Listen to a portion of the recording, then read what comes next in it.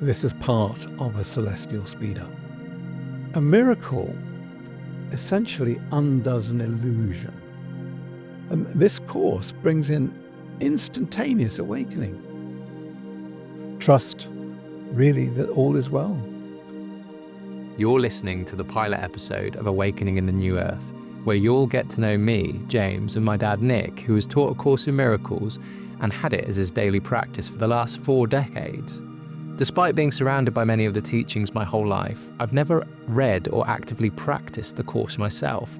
So in this podcast, I'll ask some questions about the Course to get a better context of what it is, as well as explore some ideas so you can get a feel for where I am in my awakening journey.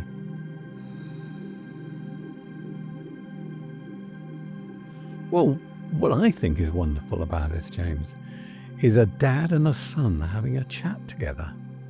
I don't think that's something that many people do nowadays, and it's one of those opportunities for me to get to know you better and for you to get to know me better. So it's a wonderful thing that we're actually having these chats about the meaning of life and all things that go on in the world and everything that happens to us. It's an interesting subject for us to enter into, isn't it? I think as well, so one of the nice things for me about this is I look at everything as quite a big story, really. And I've been working on a few projects recently and understanding the idea of the a universal narrative, a kind of returning to an inner child. Most people come back to their inner child and have a healing moment of it. And I realized that part of returning to my inner child is coming back and spending time with my dad and having these conversations, because that was what we did in my childhood. Obviously, I spent a lot of time picking out angel cards and with you and trying to define them when I was an early age, before I could understand most of the words, what they actually meant. And that was a really engaged me in quite a creative way, quite an imaginative way. And that's part of my inner child is completely in that creative imagination. So now it's almost getting to relive those moments again by coming back and chatting to you again. Yeah. It's like 30 years has gone by, hasn't it?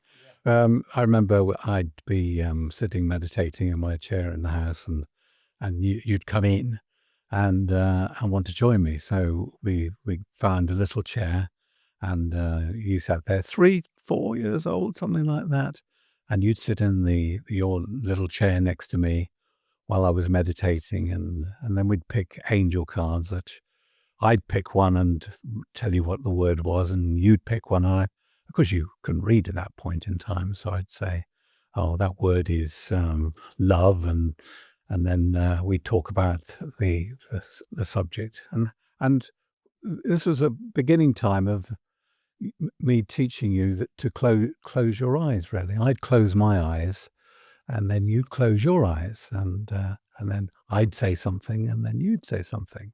And I suppose we ought to talk about that wonderful moment when one day I picked the word transformation on the angel cards, and you, I said, James, transformation. What transformation means is when you've seen a caterpillar and a butterfly, and you see that caterpillar turns into a butterfly and transforms into a butterfly. And then I said, "What's your word?" And I looked at your word and I said, "Oh, the word is inspiration." And you closed your eyes for a moment and you came back to me. And at that time you tuned in with seemingly a guide inside your mind, a helper inside your mind. And you said, Mason, who was your guide, says that inspiration is what makes a caterpillar want to turn into a butterfly. And I realized then that far from being a new little being that had come into the world 3 or 4 years, there was a much deeper person inside you that I was learning to understand and to talk to. So that was the beginnings of it. But here we are, 30 years later, and we're talking about wonderful subjects again, aren't we? Yeah. Well, funnily enough, I've got to do a presentation tomorrow, and one of the slides I talk about is an experiment that was done by a man called researcher, professor, I think, called George Land, who was commissioned by NASA to try and work out and find what makes a genius and find more geniuses, basically, that NASA could employ or something like that. And he developed a kind of creativity test, and it was kind of how you use your creative imagination to best solve problems. And he gave it to a group of 5-year-olds, and 98% of these 5-year-olds qualified as what he would define as a genius. They used their creative imagination to solve those problems. He went back and did it to a group, I think the same group of 10-year-olds, and only, I think it dropped by kind of 40% or something like that. So only 40% qualified. And then he went back again to when they were 15, it dropped even more. And then he went and surveyed the wider population of adults, and it was only kind of 2% that qualified as genius. So I think there's something really nice in that a mind of a child is kind of so fresh and new that they have all of the answers and they have all of the knowledge kind of in there before they're taught the wrong knowledge, if that makes sense. His final quote to that study was, "Uncreative thinking and behavior is actually learned." So in essence, we are naturally creative beings. We are creator beings. That's what we are. So uncreative behavior and thinking is actually learned. We learn how to kind of lose that. And then, of course, for me, coming back to that then in a child is coming back to that pure kind of fresh perspective, fresh eyes, fresh perspective on creation and creativity, really. Yeah, I think that genius is being able to connect with the greater mind, the genius mind, as we might call it, that we all share and all have, and then gradually we separate from that genius mind and try and live and try and experience things, and hopefully most of us will try and find our way back to that genius mind and start living with it again. And certainly that's the case with you, really, is you had this genius mind, lost it a little bit when you went to school and in the learning of the world, and then gradually started to return to you. And this is a kind of reawakening that goes on. For me, I don't remember having it in early childhood, but when I reached the age of about 19, I suppose, these questions started to come into my mind. I think I was thoroughly dissatisfied with my world and everything that was going on in it. And one night I was thinking how dissatisfied I was with it. Interestingly, the songs at the time, the most popular songs at the time were with the Rolling Stones and the Beatles, and the Rolling Stones were singing, "I can't get no satisfaction." And I think that summed up my life pretty well. I couldn't get any satisfaction, not from work, not from relationships, not from having any money or anything at all, really. So I'm lying in bed, aged between 19 and 20, and thinking, well, what's it all about? And suddenly the curtains moved on by the window, and I think the window was open slightly. And I just thought, well, that's just a breeze blowing through the window. And then I thought, well, what makes a breeze blow then? Well, what makes the wind blow? And and of course, I've got all the answers that we're taught. That there's high pressure and low pressure, and wind forms with the climate, etc., etc. I said, but what's behind that? What's behind climate, and what's behind and then well, it's the earth, and the earth is. And I said, but what's behind the earth? And I was asking this question, what's behind in in the States, they go back of. What's back of? What's back of this? What's behind this? What's behind that? And I kept asking, there must be this intelligence behind it. And I sort of made up my mind that I would like to find out a bit more about this something that was behind everything. And the very next day, I was down the pub with my friends, and I met up with these people who had a pint of beer every evening or most evenings. And I said to Alan, who was a bit of a thinking person, I said, I just want to know what's behind everything. And he said, I'm reading this book called Psycho-Cybernetics by Maxwell Maltz. I said, oh, that sounds a really fun title. And what's that about? He said, well, it's about the mind. And I said, all right. He gave me the book, and I started to read it.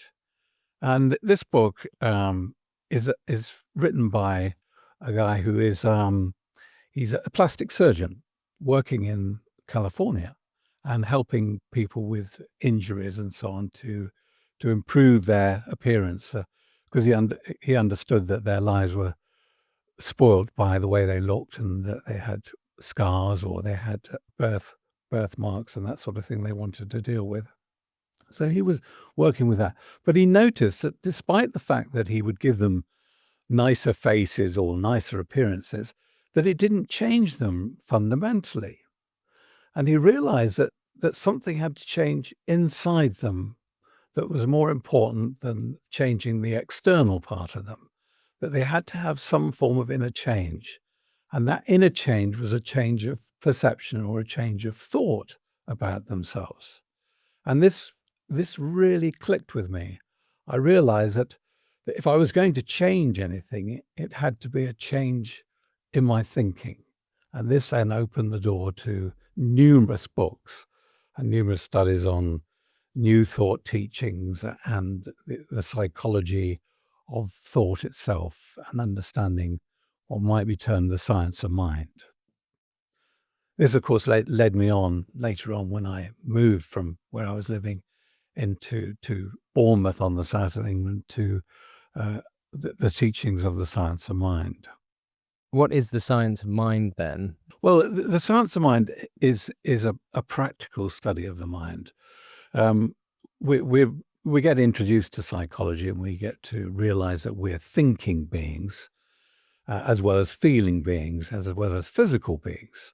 So really, we're working up the levels of awareness of our own identity.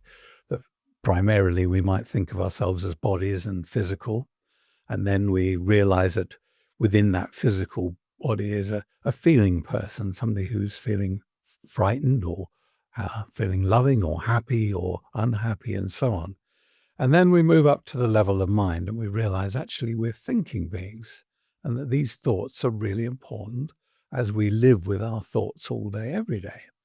And if our thoughts are predominantly negative or unhappy, then our lives will be dominated by those feelings of fear and unhappiness. So when we get to that level, we start to think, well, I think I'd like to change the way I'm thinking. And the science of mind is a practical way of changing your thoughts. And that's I mean, more relevant today, I suppose. Thinking about how many people really are awakening now. I mean, the time that we're in now is obviously very challenging for a lot of people in a thought perspective. So it's incredibly empowering, I suppose, to be able to change your thoughts towards a or worldview, I suppose, towards a place we're in, or situation we're in, a time we're in. And I think for me that's has again been a process of unlearning everything I think I already know. I think when I was very little, I drove you mad by asking why all the time, and that was your equivalent of asking that question when you were going through your awakening period. What's behind this? What's behind this? And my question was, well, why is that happening? Why is that doing that? Why is that doing that? And none of these explanations really for why stuff was happening were satisfying again. um, you know, because it's why is that apple falling from a tree? That was gravity. Oh, right, okay, is that it? That's and in a story sense, I want more. I want the subtext. I want deeper. There's something more at play here. There's got to be something fascinating going on. Um, and so, obviously, in the last 5 years, I think many people have kind of scratched that itch and gone, well, why is this going on? Hmm. What's going on? There's something deeper happening here. This isn't we can't take everything at face value anymore. And we can't necessarily, trust our reality and our worldview anymore, because it's just, it's complete story. And now we're at a time as well, interesting time, where, things can be artificially made to look real. And that brings us back to that fundamental question is, well, what is reality? Where actually are we? What are we in essence? And as you say, moving up those levels in the science of mind, going from, physical being, emotional being, which is, I think, where a lot of people reside at the moment, is, and of course the system, so to speak, feeds off emotional beings, and that's where we see the division in the world, is absolutely preying on people's anger, people's fear. Obviously, fear leads into anger, so creating that cycle of fear, I suppose, through the news, through the media being illusion, of course, or the Greek goddess is Media. Media is the goddess of illusion, so media is illusion. So all of this media is illusory, which I suppose we will touch upon next, into where did your awakening lead you, and what book did it lead you to next? Well, it's interesting, and around about the time of me waking up, we'd had the Apollo missions, to the moon, and in that period of time, there was this wonderful statement that came out, and everyone was using it. Houston, we've got a problem. We've got a problem, and so this is the sort of underlying question. Um, it looks like the world has a problem, and it looks like the world has problems, and they're physical problems.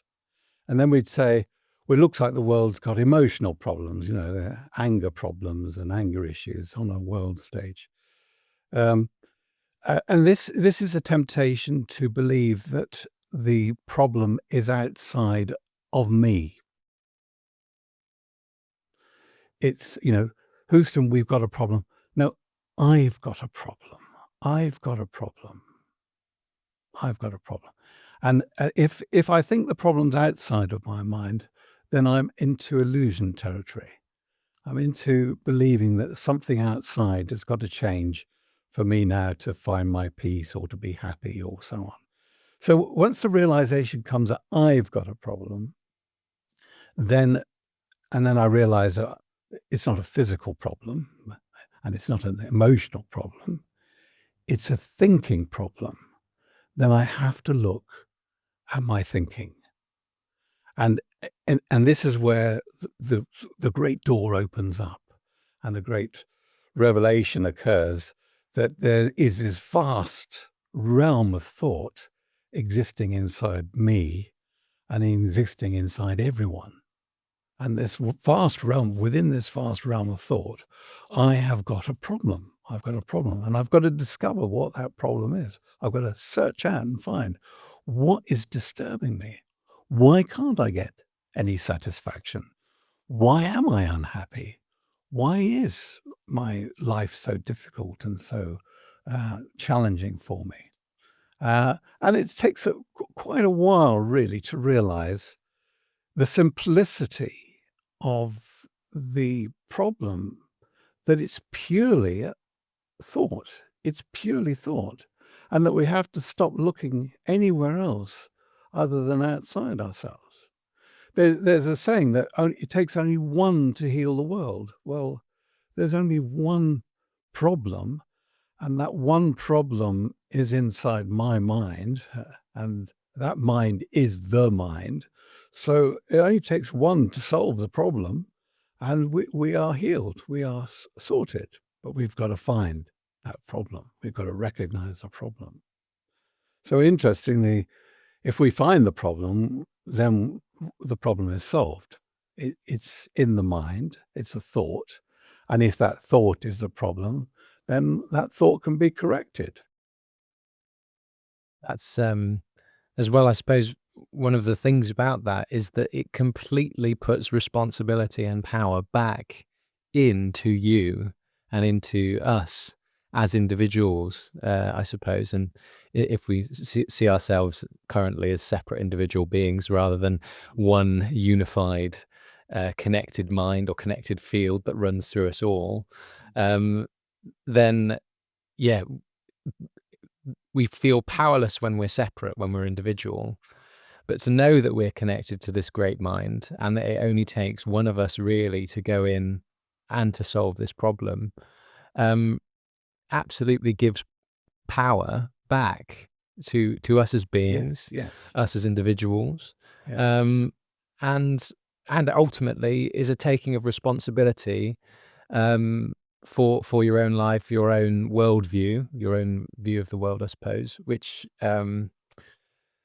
is really important for for kind of everyone to get a handle on, really. If you don't take responsibility for any of your world and your worldview, you are going to be swept along in someone else's world, in someone else's worldview, and someone else has to take responsibility for you. And absolutely, you don't, well, you shouldn't really want that. I don't think unless, you know, parents obviously take responsibility for their children to some degree, but once you become a kind of re-acknowledge you as a thinking being, when you grow into a thinking being, you go, well, actually, it's my responsibility for my thinking.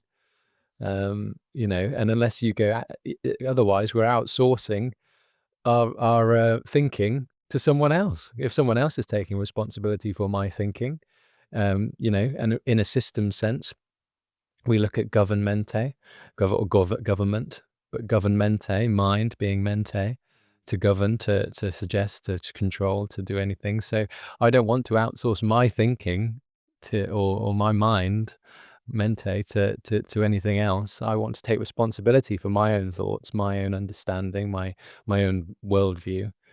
Um, and sometimes that the process of that is through a completely redefining of what what you think you know.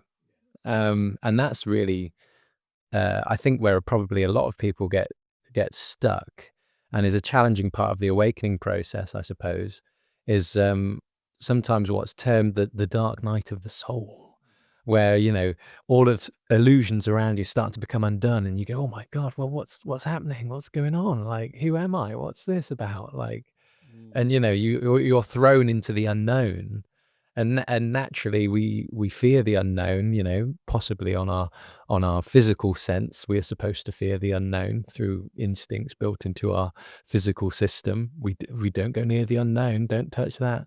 And you know, in some conversations you have with people, they go, oh, I don't like to think of that. That's too much. That is, you know, it's too deep, too, you know, asking the big questions, the reality. Well, where are we? Why are we here? What's going on? Who, you know, those are big concepts, big unknown concepts. For so well that we can probably all agree are unknown concepts, because we actually haven't got, even in the scientific community, we haven't really got an absolutely factual final definition of, right, this happens because of this and this. And you know, it's like we think there was a big bang, and you know, all of these atoms smashed around into each other and just made us start thinking, I guess. Like, and then in my head I'm going, well, that's an incredible story, really. I mean, I don't quite know how you got there. There's obviously, and I don't quite know how I got to that story. That was a very quick synopsis. But you know, you suddenly go, well, there's more. There's something more happening, isn't there? So Yeah, mind, the final frontier. These are the voyages of Nick Davis. Yeah, searching out what's really in the inner world, the inner life, and of course the underlying problem of the world is victimhood. And if the problem is a physical problem, it seems that the physical problems are being caused by someone outside of our own bodies, outside of ourselves. And then if it's an emotional problem, then other people are upsetting me, which is a huge thing that goes on in the world all the time. You know, somebody's made me upset, and upset made me angry, and all this sort of stuff. So when we reach the level of thought and the level of mind, we've undone two major illusions, that nothing outside of me physically is causing my problem, and nothing outside of me emotionally, what people are thinking, saying, and doing, is causing my problem. It's me. It's me. I am my own problem. Um, and I'm not a victim of anyone else. If I'm a victim of me, I can't really be a victim of me, because I'd be doing it to myself. So that Yeah. so so Well, so that's an impossible situation. But when you come to that, wow, I'm a victim of me. I think I'll stop being a victim of me. I think I'll start helping me. well, that's already, that's a challenging thing for people to get, I think. It is huge. But I think I think a lot of people as well have seen a lot of Dolores Cannon now. She talks all about you are doing this to yourself. You are the one making yourself ill, or having this experience, and actually you decided when you came here to this realm, this earth, if we want to call it, or whatever we view this world as. You decide before you come here what your experience is going to be, which will best serve your soul, best serve your story, and best serve your awakening. So, um, as soon as you again retake that responsibility of, well, I'm here to experience this because Mm, mm, I've chosen this, because mm, there is something in me that ultimately I need to address, I need to heal, I need to awaken to, I need to undo, or so everyone will have their own individual experiences, and then to reclaim that as, actually, this is I chose to have this experience. I chose to um, be a victim of myself, or I am being a victim of myself currently. How and then you go into, how do I then heal and process and go through that. Obviously, there are so many different levels, and it's become so individualized for so many people, I think, and that's why the lesson, some people will experience things, and much more difficult things, and I suppose, but it's all a level of pers- perspective, I suppose. yeah. Everyone's some people say nowadays, everyone's going there, undergoing their own unseen challenges that nobody knows anything about, because we are going about our own stories and our own understandings, I suppose. And then your awakening led you, which is what's surrounded me my whole life, I suppose, to A Course in Miracles. Mm. Yes, yes. I suppose before we talk about that, you're just mentioning about, choosing to come here and this sort of thing. And what is a great trick and another great illusion is time itself, and the fact that there appears to be a past and a future. Whilst we believe that the problem is outside of the mind, and it's out there in the world, or at a physical level, or an emotional level, as we said, or even other people's thinking are messing up my world. Whilst we've got that thought, we're really stuck in just one moment. It's not like you've come back, or you're coming into this moment. You are in this moment. You've been in this moment, and you are in this moment. And that moment hasn't been escaped. You're just stuck in that moment of indecision, of victimhood, where everything seems to be happening to you. So the idea of that, you've come from somewhere else, and you've come from the past, and you haven't learnt your lessons and all this sort of thing, is really it's a bit tricky. It's much simpler than that. Much simpler. when you get to it. This problem is now.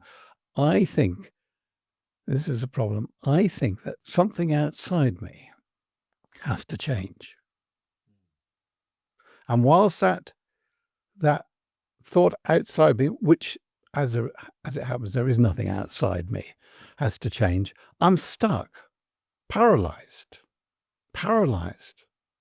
not in past or future, in this moment. I'm paralyzed, stuck.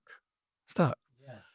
And so when awakening happens, when you suddenly realize, oh, I can change my thought. I'm not stuck. I'm not stuck anymore. And it's nothing outside me has to do it for me. I do it myself. I do it myself. So that moment when the thought changes everything, absolutely everything. And the interesting thing about that, I mean, already, we've had works by Eckhart Tolle, Power of Now. That is in essence reinterpretation, re-understanding what time is, and actually all there is this present moment, and you just need to be in now.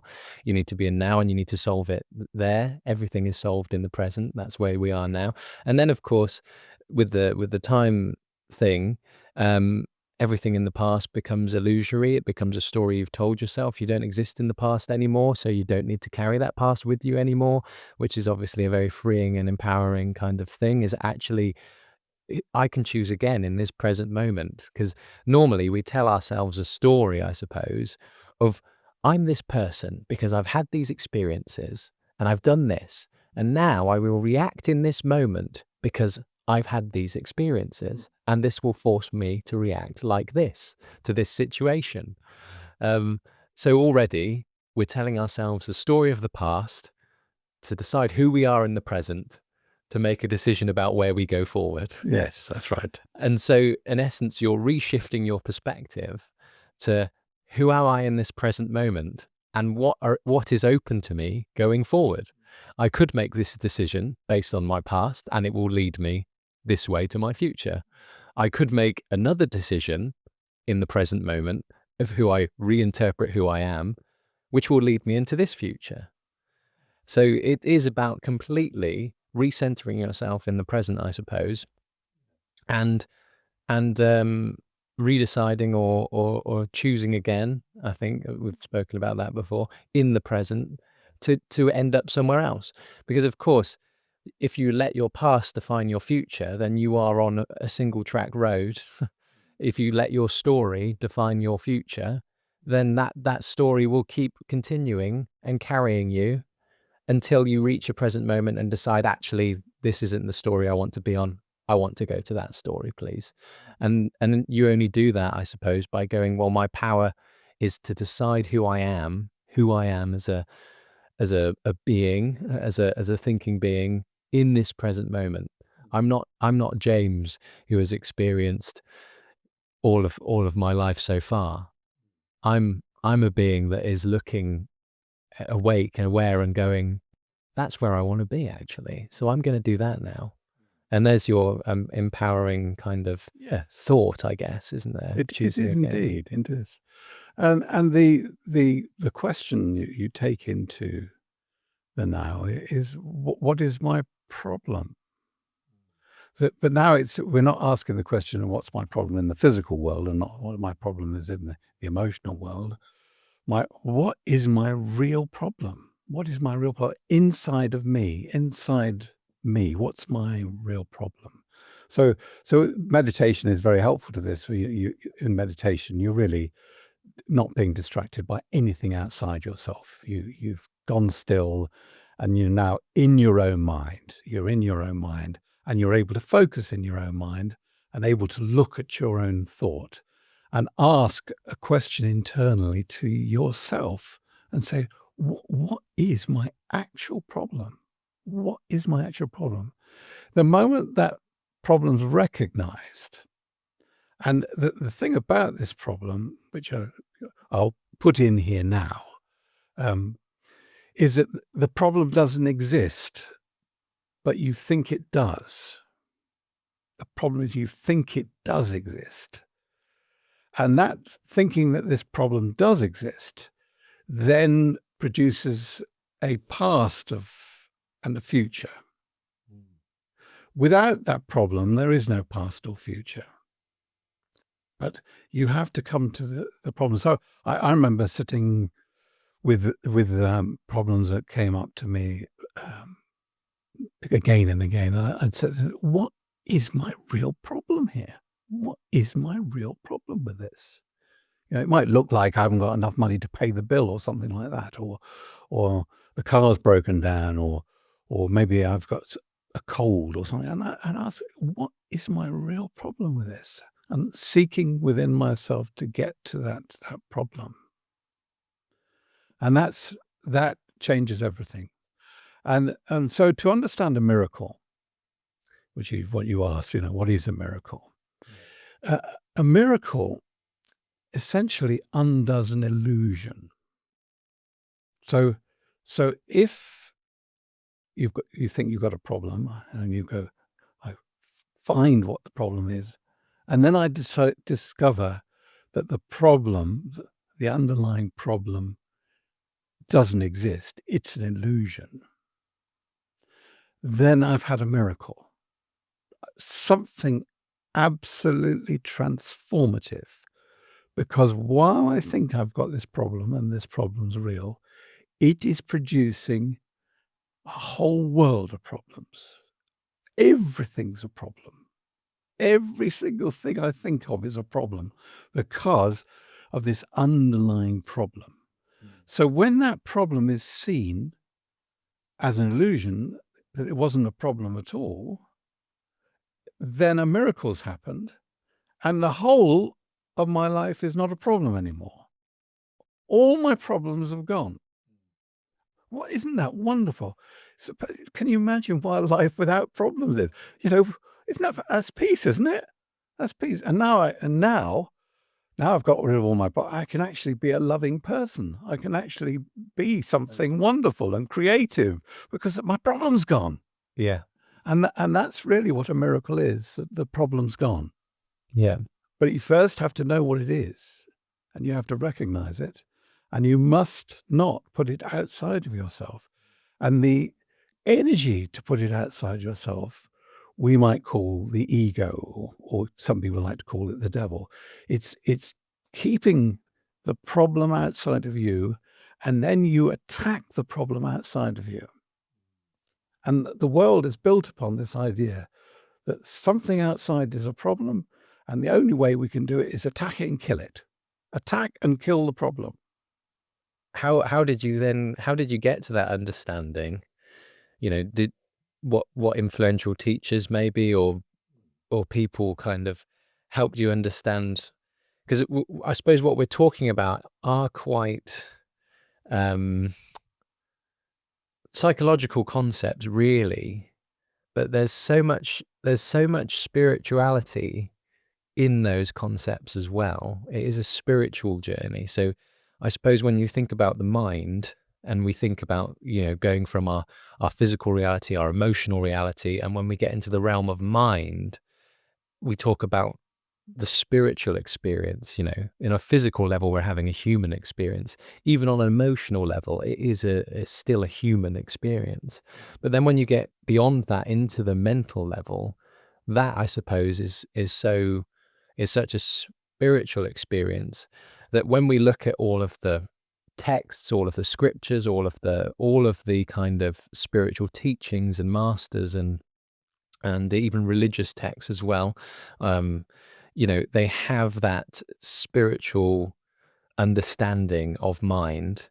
And then, of course, what you have started to come into is from that psycho-cybernetics, I suppose, that psychological understanding. You're reinterpreting the mind, I suppose, with a kind of spiritual psychology. I guess what other books and teachers have kind of led you there? Well, of course, when I started, it's like everyone who starts on the journey, you take into account what you are like as a person, and for me, I was in hindsight a selfish kind of person, really, and I just wanted a better life. I couldn't get any satisfaction at that time, and I discovered this book that told me that I could have a better life if I changed my thoughts. And so I pursued that idea. I thought, well, this sounds wonderful, and started to read all the books about changing my thoughts and essentially moving them from very negative thoughts, fearful thoughts, and unhappy thoughts into positive, happy, successful kind of thoughts. And I have to say, immediately I started to apply my thoughts to the more positive. It started to work, and my relationships improved, and my health improved, and my bank account seemed to improve, and I got better jobs, and everything started to move in that direction. But it was entirely around me and wanting to be essentially a better person and a more successful person. And so I did that for about 10 years. During that time, I'd been in the science of mind and had a teacher. Her name was Nora Boyd, Reverend Nora Boyd. They've always coming from the American side. They always come from the church background. So I had her as a teacher, and I spent all my time really thinking about the science of mind, going to her classes, attending talks, and then within a number of years, about perhaps 4 years or so, I was actually teaching myself. I had my own little group and would speak on a Sunday morning, do talks on a Sunday morning, and then by the early 80s at that time, so I'd been in it a while, I started to form a large group of science of mind people. What happened that quite shook me up and changed my direction was that Nora retired. She said, "I'm not going to teach anymore." And this left a huge void in my life because I had relied upon her as my teacher, mentor. I'd been to counseling with her, and she'd helped me with most of my problems. And so this left a great hole in my, and I thought, I need a new teacher. And for a little while, I was in this state where I was looking for a teacher. And in those days, there wasn't the internet and so on. You had to go to find people that doing talks and that sort of thing, or new books and that sort of thing. So I started looking for a new teacher, and I had a message come through from, interestingly, a spiritualist medium who said to me in passing, he said, I've got these books and I think they are really for you. And he handed me these 3 books, these 3 big blue hardback books, and called A Course in Miracles. And I took a look at them and I thought, no, thank you very much, but no thanks, and handed them back to him and said, no, they're not for me. Anyway, a little while later, I was reading a Science of Mind magazine, and there was an article about A Course in Miracles and how it was helping some of the students of new thought into an even better state of thinking. And I thought, oh, those are those books that Ron tried to palm off on me. So I passed them by. And then I got a letter that came to my group from a traveling American who had written a book called Have Miracles Will Travel. Lovely, lovely little book. And he said he'd like to come and talk to my group. So I thought, 3 times? That's knocked on the door 3 times. Well, maybe there's something in this. So I arranged for about 30, maybe 40 people to be at our group meeting hall. And in came the teacher, and he brought in the books and started to talk about them. He was about 6'4", 5", something like that, wearing a cowboy hat. So I was, in those days, I was rather more judgmental than I am now, rather less open-minded. I thought, what on earth have we got coming on here? Is he going to bring a horse in a minute? Anyway, he brought in a very petite blonde wife who came in with him. And he started to talk. And I thought, this guy's definitely got something, you know. What's he got? And people would ask questions, and in the asking of questions, he wouldn't immediately respond. He stopped and closed his eyes for a moment, and then seemed to be meditating, and then he'd come out and answer the question. And I said to him, what exactly you doing? What are you doing when you close your eyes there? What's going on there? He said, I'm listening to my inner teacher. And in that moment when he said he's listening to his inner teacher, I knew that that had to be my next stage. That there was there couldn't be an external teacher for my journey any longer. It had to be my internal teacher. That's what I needed to do next, was to connect with the inner teacher. And so I asked him about learning. But Bert Hotchkiss, his name was. I asked him about learning in the course and would he be carrying on teaching. And he said, you do it through the course. You just read A Course in Miracles. Within a short while, you will connect with the teacher. And then the quickest way to learn the course is to teach it. To teach it is to learn it. So I acquired two great teachings in that first meeting. First of all, the answers were inside me, and I had now got to turn to those answers inside me, and that if I taught this subject, I would learn it quicker than if I was a student of it. And so that's what I did. Wow. So that encounter, I suppose, is the course then a method of connecting with that inner teacher that you're looking for? Yeah. So the course talks about separation, and so what happens is we separate from this teaching self, this guiding self, and that once you've separated from that guiding self, then the mind turns to the outside for guidance and starts looking for answers outside, which is what we talked about before, how the world looks to the outside as having the problem and also having the solutions. And that's really what the world is built upon, problems and solutions on the outside, instead of realizing that the whole problem is separating from the solution that you have inside your own mind all the time. And the teacher is there to bring you back to the solution that's in your own mind. And the solution in your own mind is the beautiful, infinite mind in which we were all created and is behind all of creation. Yeah. We live in imagination every day. What we see and interact with is our imagination. I'm imagining this world.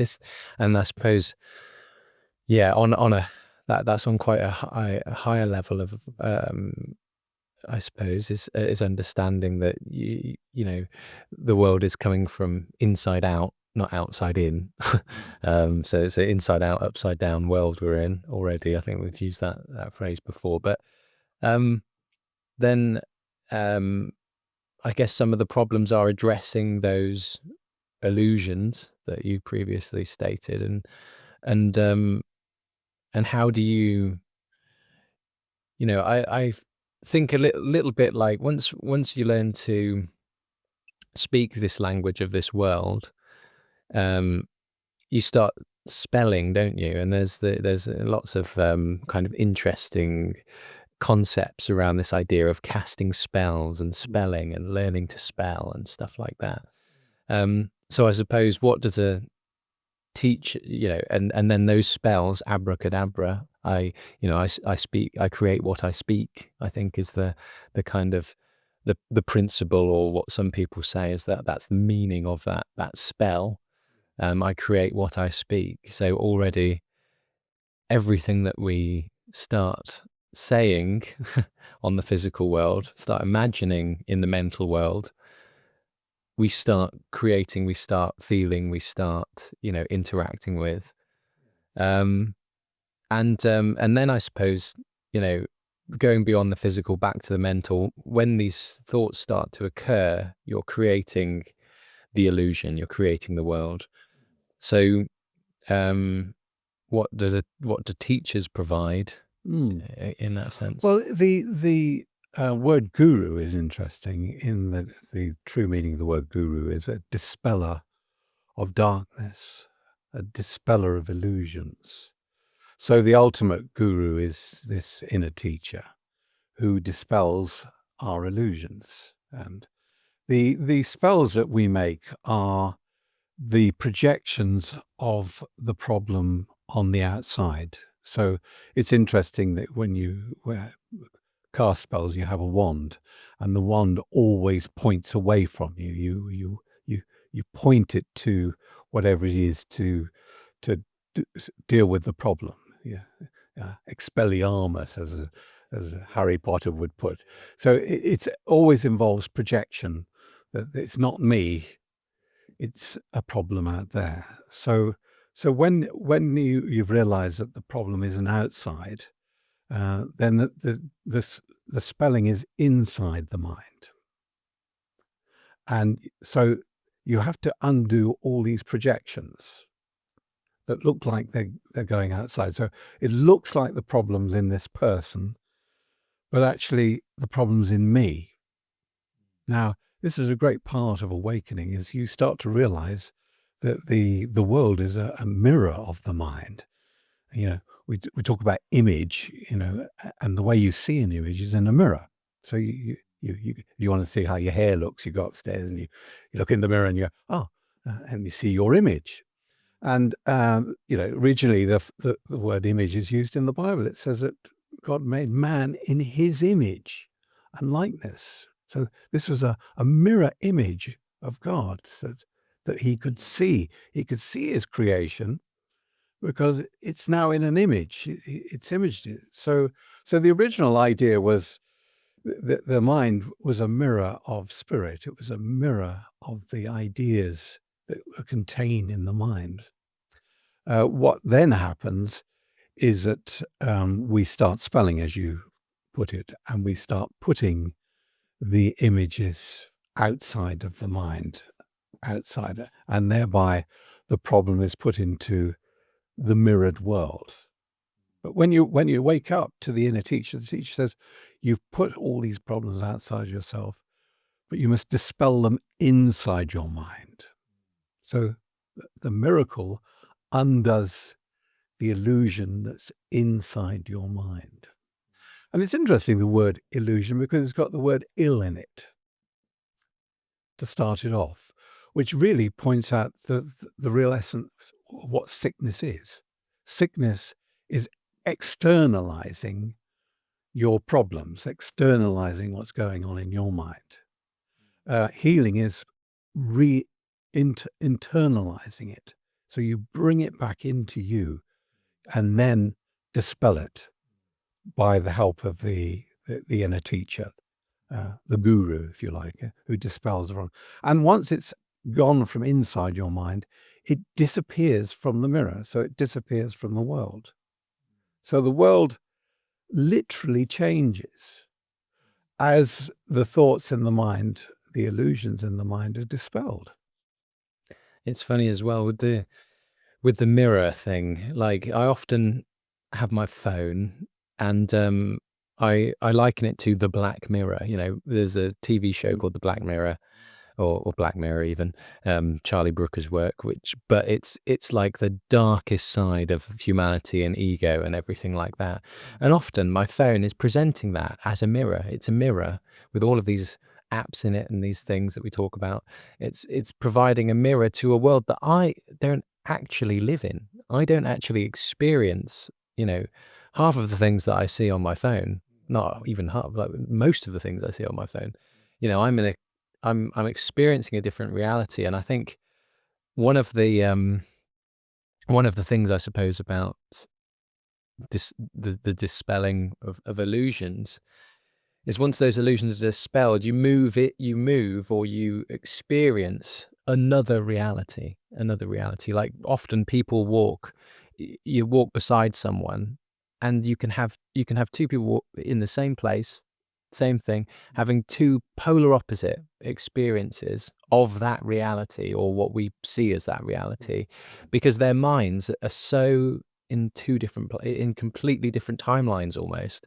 Like there's a lot of talk at the moment I suppose in the more new age community, I suppose, of this timeline split, the shift, the moving into the new earth, and all of this concept of what's that going to look like? Is it a physical shift? Is it a physical, and often we're trying to understand concepts on a lower level, on a three-dimensional level, that are concepts that are existing in a much higher space, in a much higher dimension.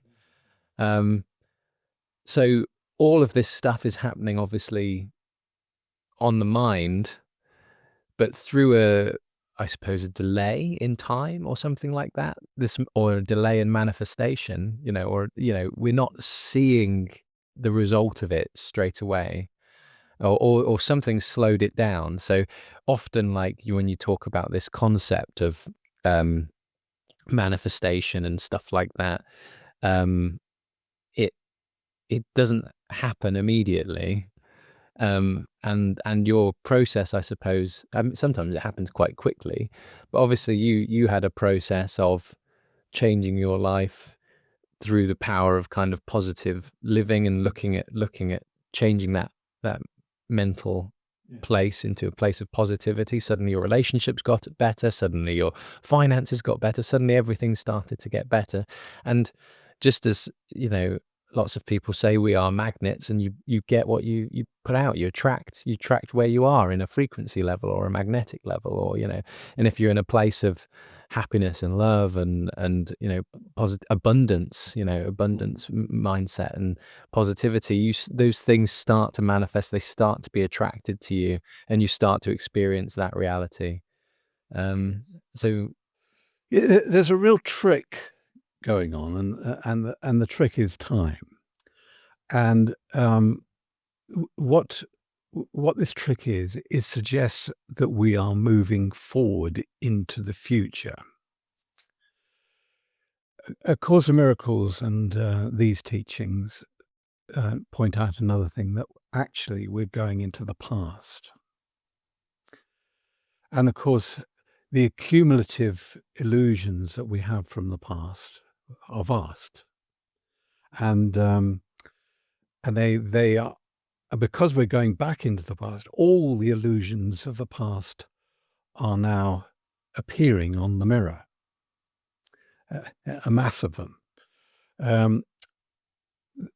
So individually, when you're making the journey of awakening, you go into your mind and you realize the problem, and you realize that this problem has produced 1,000 beliefs, 1,000 ideas, false thoughts, and you're not focusing on fixing them in the world, on the mirror. I mean, what's the point of doing anything to a mirror when if you've got your hair's a mess?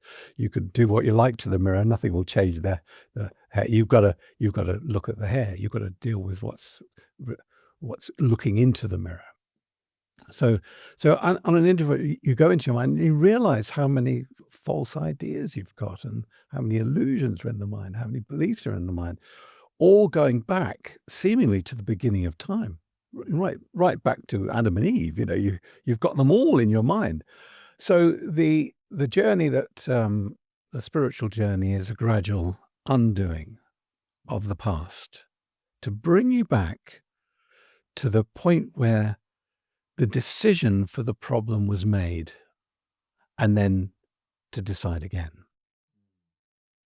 And the moment you undo the decision that was made seemingly thousands of years ago, but actually time is illusory anyway, but a long way back in your consciousness, the moment you undo that, a rebirth takes place.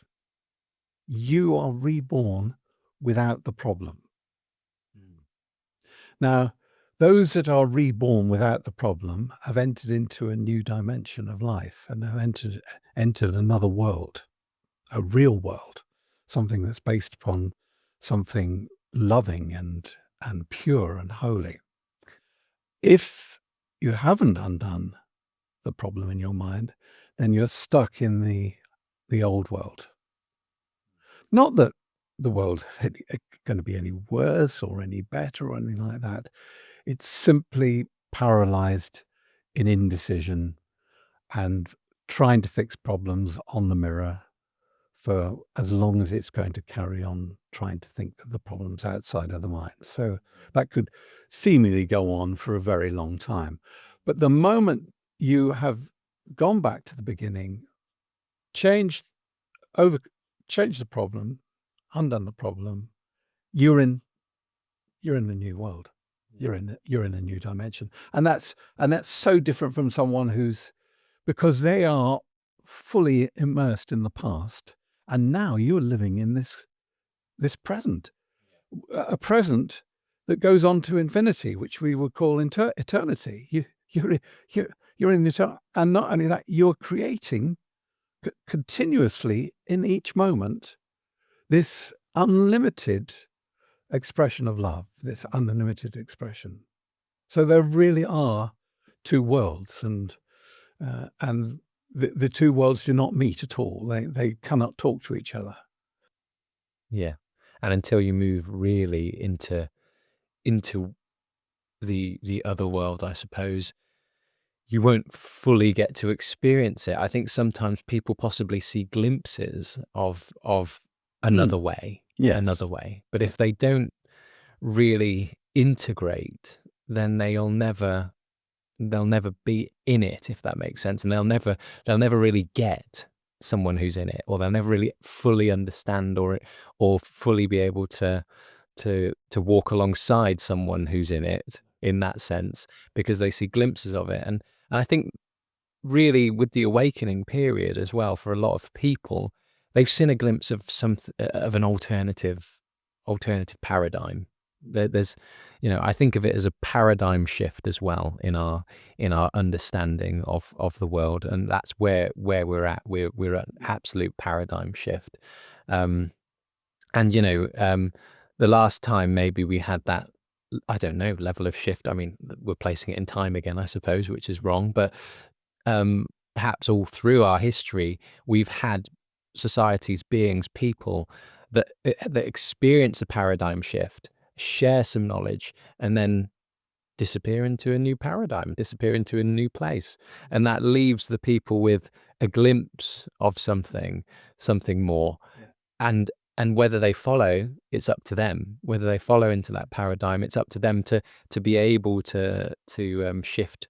And I think as well in the many religious scriptures, I mean, in biblical terms, we understand heaven and hell and purgatory and all of these concepts. But really, what I think they're trying to explain are these states of mind that you place yourself in. So hell is on earth, isn't a kind of, well, it's a state of mind on your perspective of where we are, isn't it? And likewise with purgatory, you talk about being paralyzed, I think, and in time, and this everlasting time that's going on and on and on. That is what purgatory feels like. If you're in purgatory, you're kind of like, I am paralyzed in this moment, and it feels like it's going on forever. That's purgatory, I guess, isn't it? It certainly is. And you slip into a hell, and you're in a completely, negative, horrible experience. You're seeing the worst aspects of the world. If you're engaging with that, you really drop into a really low kind of, this is a dark, dark place. But then, of course, the realization is, no matter how dark it gets, if it gets so dark, you're like, where's the light? Oh, it's me. Yes. It's here all along. Yes. And then that gives you that hope, that opportunity to get out of purgatory, get out of hell, get into then the state of heaven, which is the the light, the love, and the way of being on this planet. If we understand it as a planet, a realm, or in spiritual sense, it could be more a realm. I think, I've seen some ideas that Nikola Tesla described this place as more of a realm to be in, a mental realm. But that then reawakens that question in me. Well, where actually am I? What am I? Where am I? Like, how, and all of these fundamental questions are paradigm shifting questions. And that's why, for me, I think an awakening, really, we are talking about a paradigm shift in your worldview. Your worldview must change. If you fully awaken, your worldview will change.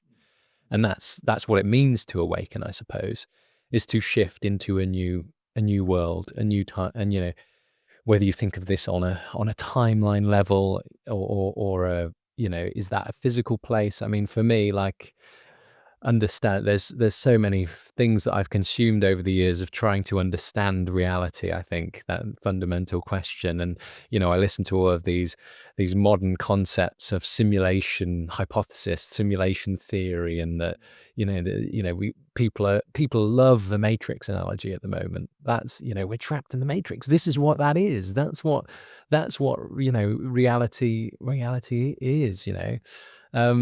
And that seems to be really in the zeitgeist, so to speak, at the moment, in the awakening, in this current iteration of the awakening, what it looks like. And I suppose that's because our reality has currently got a technological skin to it, if that makes sense. So I often think that everything, if we take time out of the equation and have this story is happening simultaneously across dimensions, and the only difference is that they look slightly different. So there's no difference in time from your awakening, except that it looked like the 80s, and there wasn't computers around, and there wasn't mobile phones that you carry in your pocket, and to my awakening in this time, is that the skin's just slightly changed in the world. Suddenly things look a bit, I don't know, shinier, or whatever. I mean, it probably looked just as shiny in the 80s, but you know what I mean. Every household has a thing. And then going even further back to, I don't know, biblical times or whatever, these same conversations are happening in eternity. They're happening in a timeless space. These concepts of reality go back to the very, very foundation and beginning.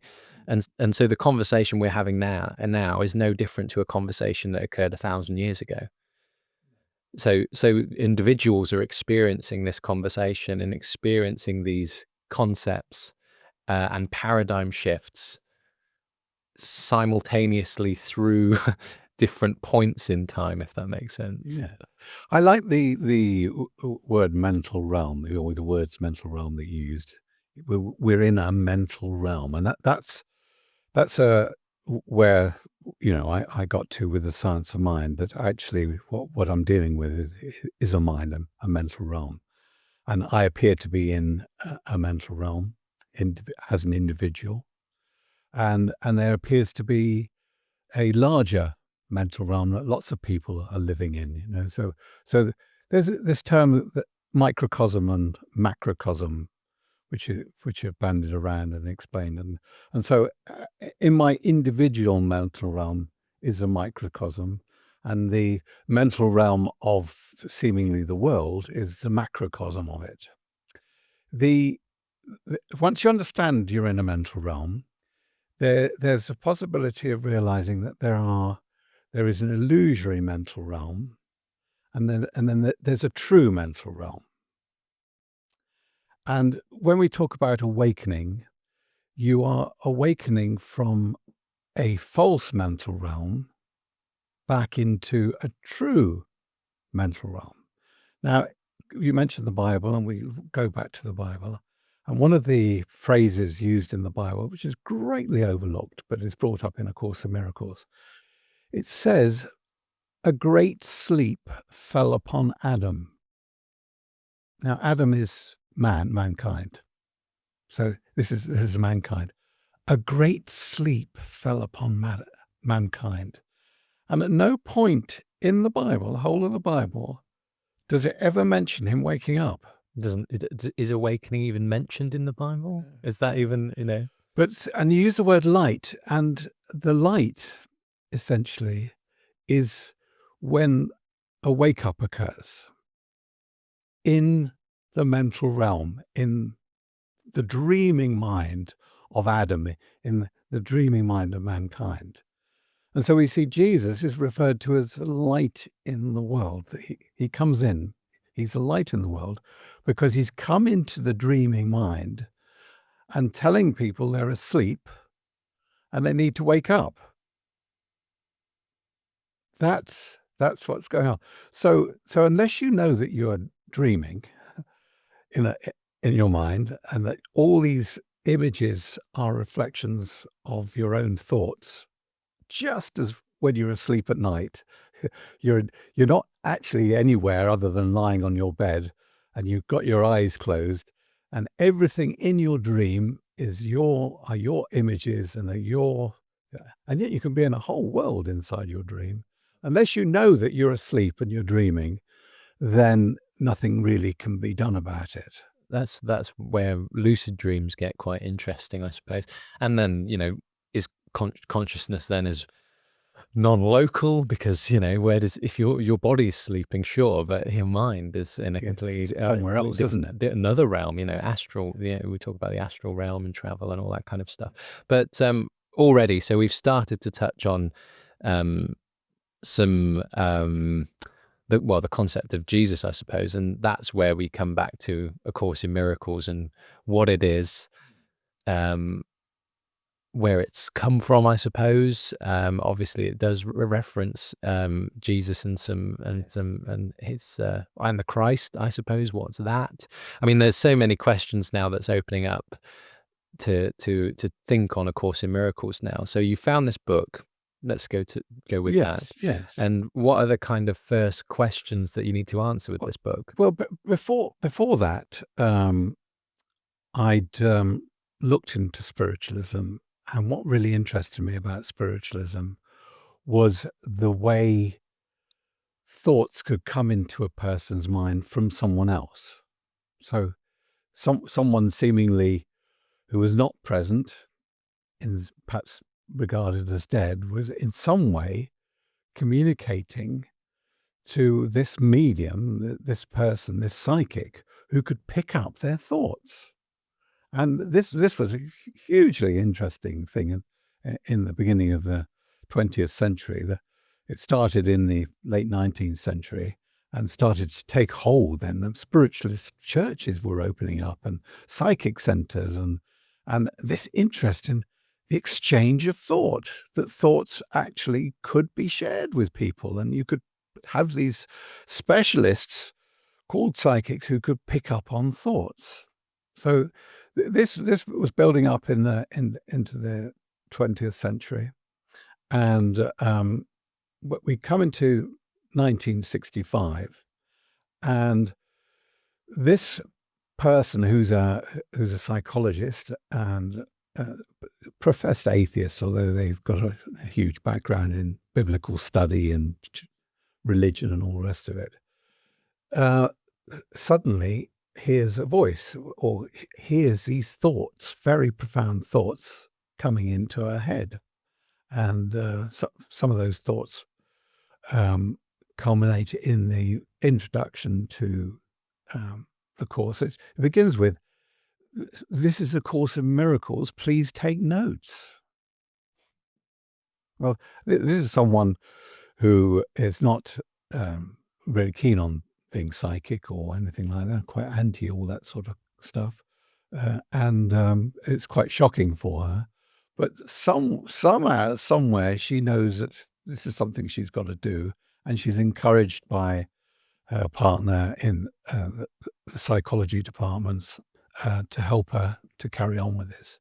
And so we see the beginnings of her receiving these thoughts, which she doesn't like to admit and doesn't want to say to anyone, but she thinks they're coming from Jesus, that they're his thoughts that are coming to her.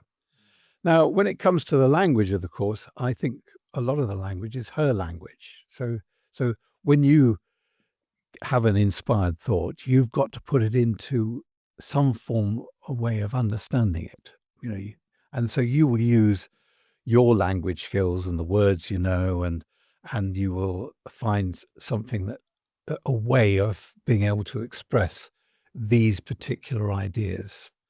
So we mentioned the iambic pentameter that is used with the writing of the Course, Shakespearean script. She was very fond of Shakespeare. It was her favorite thing, interestingly. So she's got this poetic, natural rhythm that she likes to associate with spiritual thoughts and so on. So that language is used from her mind, I think, to express these thoughts, which makes it very, very poetic and very beautiful writing Yeah. to begin with. Well, just to rewind there, I don't think you mentioned, but we're talking about Helen Schuckman Yes, here, that's right. aren't we? Yes, Helen Schuckman. So, in essence, so the first question, obviously, where did the Course come from, is what we're establishing. Helen Schuckman seemed to get what in the current understanding is a download. So coming back to the time that we're in a lot of the New Age community now, people talk about downloads. I'm getting a download. I'm getting an inspired thought, basically. And one of the funny things I've mentioned to you before, it's like, oh, this is a time of AI, artificial intelligence. I'm like, no. This is a time of awakened intuition, AI, the new AI. That's the AI that some of people are working on to some degree. Intuition is what is coming through. So it seems like a download. So you're getting a lot of information straight in about something, a concept, and it only comes from exploring, I suppose, these fundamental questions about reality, about what you are, about where you are, about why am I experiencing this, the whys, all of that kind of thing. So you have to formulate that basis of question. You have to ask the right question before your intuition or your higher self or your teacher or whatever that may be will suddenly go, well, I'll answer that question. Thanks for asking, by the way. Like, I'll answer that. Yes. If you never ask the question, you're not gonna you'll struggle to get it. So Helen must have been in a place where she was obviously asking a lot of questions, which would make sense, being professor of psychology, was she? Or working in the psychology? The question that was asked, glad you got to that, was in her partnership with Bill Thetford, who was her working companion in Columbia University, New York. He says one day, having had a terrible day with at work and with people generally, and he was struggling very much in his workplace. He said, there must be a better way. And in that moment he said it, she agreed and said, there must, let's find one. So that joining in wanting an answer, a different answer to anything they've ever thought of before, opened the door to this download, as you put it, this opening to download, and immediately the light saw an opening. Yeah. It shot through. You just have to open the curtain a little bit, and the light's pouring through. And then the wider the curtains are opened, the more light can come through, and that's exactly what happened to her. And all because, like I say, these, you have to be open-minded to these things as well. So they both decided there must be a better way. They've obviously been formulating their own understanding this whole time. This understanding has probably been fairly closed off. If you mentioned that she was an atheist as well. So yes, I'm working in such an environment. Yeah, in such a academic understanding of the mind. Like, I think there's probably two ways to experience the mind, which is where we start to see science and spirituality kind of taper off into two worlds. And science is very much in the academic realm of trying to analyze something, and spirituality is in a different kind of realm of experiential and understanding, rather than a heavy analysis. Although I've definitely fallen into a very analytical place when I think of a lot of things, I still think there's an element of I think it's hoping reasoning. to understand I like or the word reason. reasoning. I Yeah. think that you are very reasonable and like to use reasoning rather than analyzing. Analyzing sort of Cold, isn't it? dissects and breaks everything apart into separate pieces. Reasoning can see the connections really, and that's what really helps enormously with the understanding. It's if you can see all the connections, you'll see what's going on in your mind and also then in the reflected in the world. And funnily enough, just as you said that with the connections, so I was thinking on the concept of intuition and what that actually is in perhaps more of a analytical, sciencey side of things. I was like, well, how does intuition actually, work? And how do beings kind of get to this intuitive place where they suddenly have the answer straight away, or they suddenly come up with a really creative answer for a problem? How is that intuition working all the time? And intuition I started to understand as a level of pattern recognition or joining dots, like that happens. So just as you start to reason, you start to make those connections, but it happens. Intuition is happening in the background at all times, or the voice that you follow is happening in the background at all times quietly.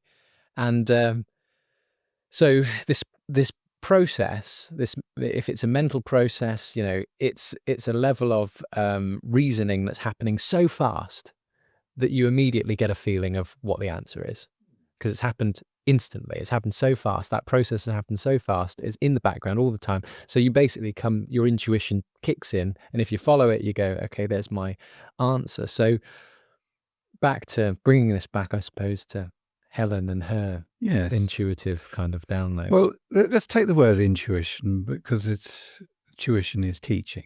Yes. Yeah. So we're talking about inner teaching. So all of someone's teaching can come from the world. They're sent to school and they learn what the school tells them to learn, and then they go into their whichever industry they follow, and they get their teachings from there. So the outer teachings are abundant, and they're the science of the world and the general beliefs of the world. So when we talk about inner teaching and intuition, it's not operating from anything outside. You haven't learnt it from outside, and you can't learn it from outside. You can only learn it from inside. So the inner teacher is the awakened one, the one that's, and Adam's still dreaming, a great sleep fell upon Adam, but one from outside the dream who's not dreaming has got into the dream through someone's open mind. Oh, yeah. And now delights in being able to pour through an enormous amount of enlightened teaching to help awaken the world and to lead the world out of its dreaming state. Already, I'm thinking of the movie Inception, where they insert themselves into another person's dream to seed an idea, to put an idea in their mind, of something greater, so, but yeah, and obviously that's Helen's left herself open, I suppose, for something You talked about the speed. You see, this is interesting. Ideally, we can get to a state of stillness in which the intuition, the flow of intuition, is actually really slow. Really, so you can absolutely encapsulate a thought with all of its content. But what happened with her, it was so fast, it was bypassing her, and it needed to bypass her intellect because she would have ripped it to shreds with her intellect, you see. So she had notebooks and a form of quick writing. What do you call it? Stream of consciousness, I quick, suppose, or but she wrote very, very quickly, very fast in these notebooks, and then later she'd read the notebooks to Bill, who would then type them up right. appropriately from it. So it was bypassing her. Yeah, And only after she was looking at it later did she start arguing with it. And she argued with it, I bet wanted she. to edit everything, wanted to change the words that were being used, and so on. So she's an extraordinary person. And it's a very, very interesting story of how How it came it into the came, world. and remarkable how it got through her, really. She had the gift, but didn't want to use the gift, essentially, and fought all the way with it. It's so interesting. It's like, I've come for a lifetime off. But- I'm not come here to do this stuff. And so it was against her will in many ways.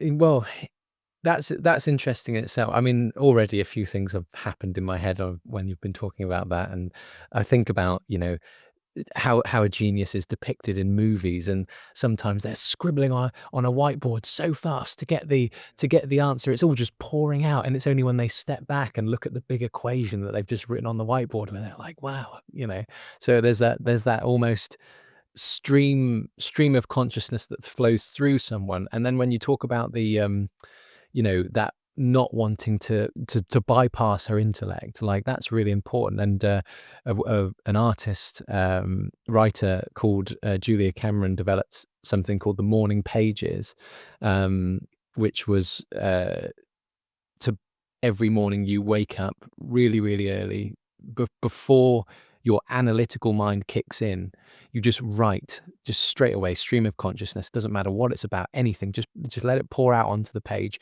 before part of your mind wakes up to stop and analyze what you're writing. You just let it pour out. So there's a stream of consciousness writing that occurs naturally, that you can learn to bypass your critical self and just let whatever is in there pour out. And she's obviously done that. And it's interesting then you say about her not wanting this gift. If we understand this as a gift as well, maybe part of that was essential, that she didn't want this gift, because those seeking the gift, those seeking it actively and wanting that gift, that desire of the gift, will twist their intentions of the gift.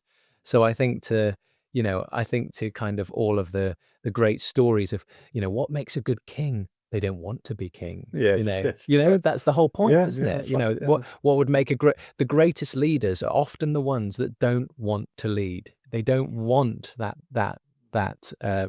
perhaps level of hierarchy or level of responsibility for the whole. Perhaps it was, I don't know what that level is, but there's something in there. The greatest things actually don't want the gift that they have, if that makes sense. They don't, because they don't want that opportunity to misuse it in some way. Yeah, the other side of it is that she felt coerced into doing it, and this coercion led to anger problems and issues with her ego, really, for the rest of her life. She was coerced into it, and that's a big problem with trying to force someone into awakening.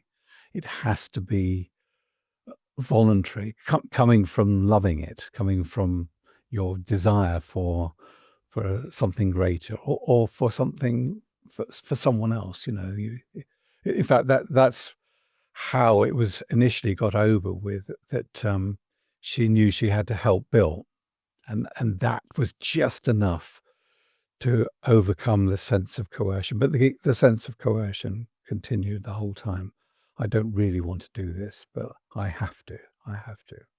And she did it, and only a few years later passed on. That was the end of it. So she just handed it to the world and left, kind of thing. My goodness.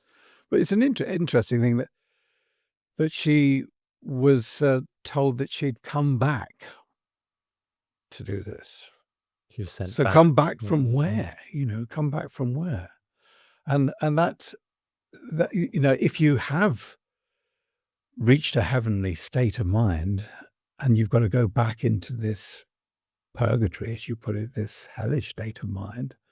It's, do I have to? Yeah, yeah. Do I So do I have to do? Yes, it's for the greater good. It's almost for it's so the inner battle and the inner story that she was struggling with was actually from that higher reluctance to return back, I suppose. You know? when you've experienced the world for, I think, a lot of older people, for example, they say, "Well, I'm not coming back here." There's no way am I going back. It's getting worse and worse. Yeah, I've done my time. I've done. Yeah, Thank you very much. that's Yeah, yeah. right. They don't want to come back. They don't want to come Yeah. back. But the necessary requirement is this knowledge, and if somebody's got the knowledge They have to share. Yeah, it should be and that shared. gift, then it's been brought in because the world needs it. Mm. We need to wake up. This thrashing around in our sleep is causing a lot of problems, really. And the other thing that you've mentioned before is was it Helen herself that spoke of the celestial speed up? She did, yeah. She again, this was a thought that came into her. She asked, why now? What now? And at that time, we're talking about the early 60s. We'd had the Cuban Missile Crisis and this threat of another Third World War, a very destructive war between Russia and the United States. And it was the world was in a serious state, really. Also, morally, everything was falling apart very fast. Well, after the Second World War, there was this kind of let's eat, drink, and be merry. For tomorrow you die, so let's just have a really good time and forget everything else. And so the dream is getting pretty destructive and going downhill very fast. And so she would have been ready to probably come back when things were nicer. When everything's sort of hunky-dory and I wouldn't mind going back into the world when it's sweet. The dream is sweet, but it wasn't. It was so. The voice that speaks to us says, "This is part of a celestial speed up. Things are getting serious now. He said, we're losing more than we're gaining. So we're losing more people to the darkness, to the ego, than we're gaining for the spiritual. Right. So we need to speed things up a bit." So she was part of the speed up. This material would have come through at some point in time, but it had to come through then.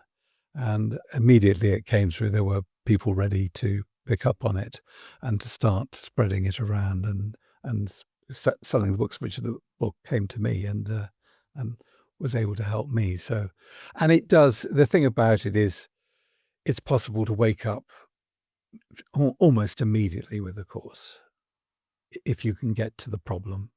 I mentioned about problems before. Lesson 79 says, "Let me recognize the problem so it can be solved." And lesson 80 in the course says, "Let me recognize my problem has been solved."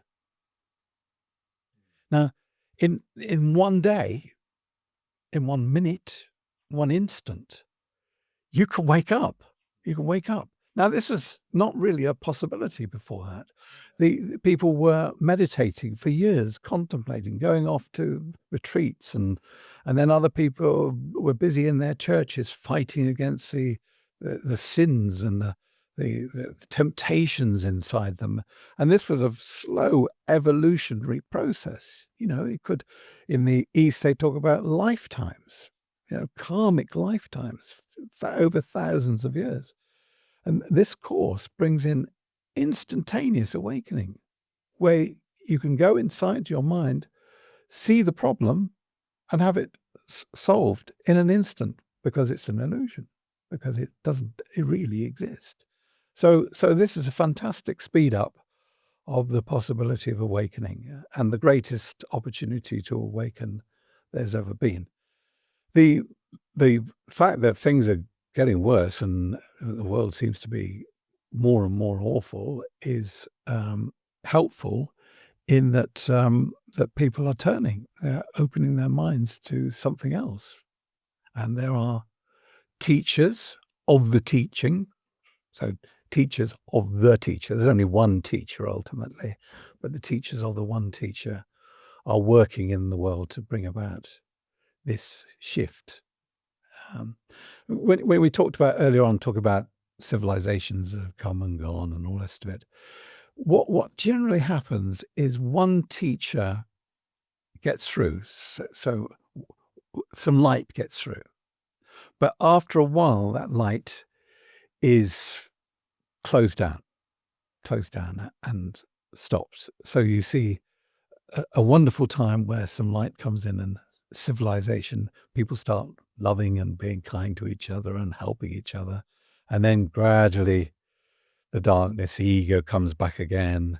And then another one comes in and it happens again. And we've seen this over thousands of years. And the last one being Jesus bringing this light into the dream, into the mind, the separated mind or mortal mind or whatever you want to call this state. And then the ego responds by closing it down. And this is what has been happening now for a number of years, is the closing down of that light, trying to stop that light spreading any further. But this time, it's not one teacher, we're talking thousands. And everyone has their own language in order to reach everyone. Because I think perhaps not the issues, but some of the challenges before were that these teachers connected to the greater mind, obviously. If Jesus was a teacher connected to the greater mind, if people before him, people after him have all been teachers that have been connected to the greater mind, but they've delivered their teaching in a language suitable for their followers, for their people around them.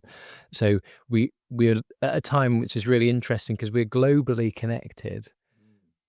How are we going to get a global teacher? How are we going to get a global? And they're not going to. Well, exactly. It needs to happen in so many teachers in so many same languages. Everyone's saying the same thing, but in a slightly different way. That's accessible, that's palatable, that's capable of understanding for each of their audiences. So, awakening, looks different for everyone depending on their teacher and their worldview, but still gets the same ultimate result. Yes, and that underlying thought that every one of the teachers has got is the recognition of the problem and the solution. So I said before that that we've got to recognize the problem. The problem is we're dreaming. You're dreaming, and you're dreaming of something that's not real. And this dream of what's not real is producing a world of not real. That nothing is real in it. So the underlying light that comes into the world and into the mind is a realization that whatever you're seeing, hearing, touching, tasting, and smelling with your senses is not real. It's not real. And this is the challenge, is that when somebody is having a dream and they're seeing everything, to tell them what they're seeing is not there, it's very difficult. People who are hallucinating, having hallucinations, they're seeing something. You're looking at them and going, well, I'm not seeing that. And somehow you've got to get into their mind that what they're seeing isn't there. Now, this is the problem. So there are two types of people now. We've got this, this split, if you like. Those who are seeing that things aren't real, and those who still believe they're real. There's two types of people, and of course, then the problem there as well. You say those that still believe it's real. So what happens is you tap into belief systems about the world and about the story that we're told and the stories which we believe.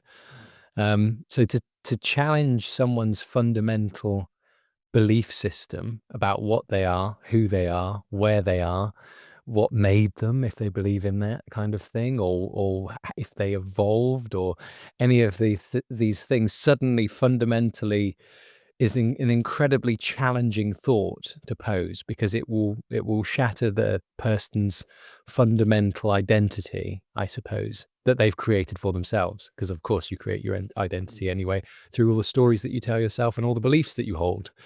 If you're told your beliefs aren't real, you have to then you undergo a complete identity shift, and many people aren't ready to do that, I suppose. In essence of what they truly believe their identity is. If you go, stop believing you're Nick Davis, you're not Nick Davis. Don't be so ridiculous. And then you go, what are you talking about? I've had my whole life. I've had my whole experience as Nick Davis. I'm Nick Davis. What are you talking about? That person to you proposing that idea that you're not Nick Davis would sound insane. They'd be like, well, you don't know this. You can't possibly tell me what I am and what's real to me, because that's my experience. And you'd probably be right to some degree, because it is your experience that you're creating.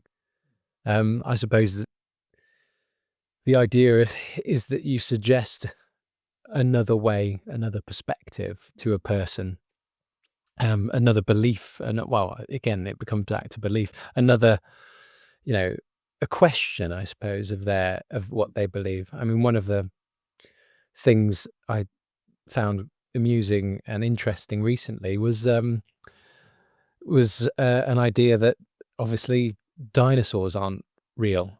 I mean, when we get into what's real, it's kind of a bit hazy anyway. But this idea that dinosaurs that we've never really had a full, complete skeleton. We don't really know what they look like. Most of them could have been feathered.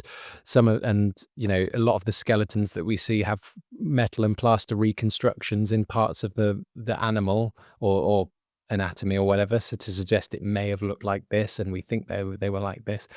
And then there's this whole theory that dinosaurs came around a time of Darwinism and would help the public understand what life before humans looked like. What's ancient time looked like? Well, it was filled with these giant monsters, and and then from them they died out, and then we evolved and had this kind of thing, and there was this evolution, and they started off as fish and walked out on the land and then turned into giant reptiles and all of this kind of thing. So you get this fascinating story with dinosaurs. And of course, an explanation of these giant bones that happen. Nowhere really in ancient history do they talk about dinosaurs. It's only in really modern history that we have the concept of dinosaurs. Even in the Eastern traditions, I mean, they talk about dragons and stuff. In the ancient Nordic stuff, you've got dragons and in the ancient Greeks, you've got giants and cyclopses. And none of these really have dinosaurs in them. So, but then imagine going up to a paleontologist who's digging and looking at these bones and has studied and told themselves a whole story of what these things are, how they've evolved, how they've done this, how they've done that. You go, I don't believe in that. The paleontologist would look at you and be like, well, you're not really qualified to tell me what you believe in. That's just ridiculous. What a ridiculous notion. And you go, yeah, well, it's a big industry, dinosaurs, isn't it? They make a lot of money and they kind of help to propel Darwinism. And you go, oh, what? So you don't believe in Darwinism then? You don't believe in Darwin? You can't not believe in Darwin. And then, of course, you're having a battle of beliefs rather than an understanding of any reality. So I've talked for a long time there about that. Yeah, but lovely. There's a lovely bit in the Santa Claus.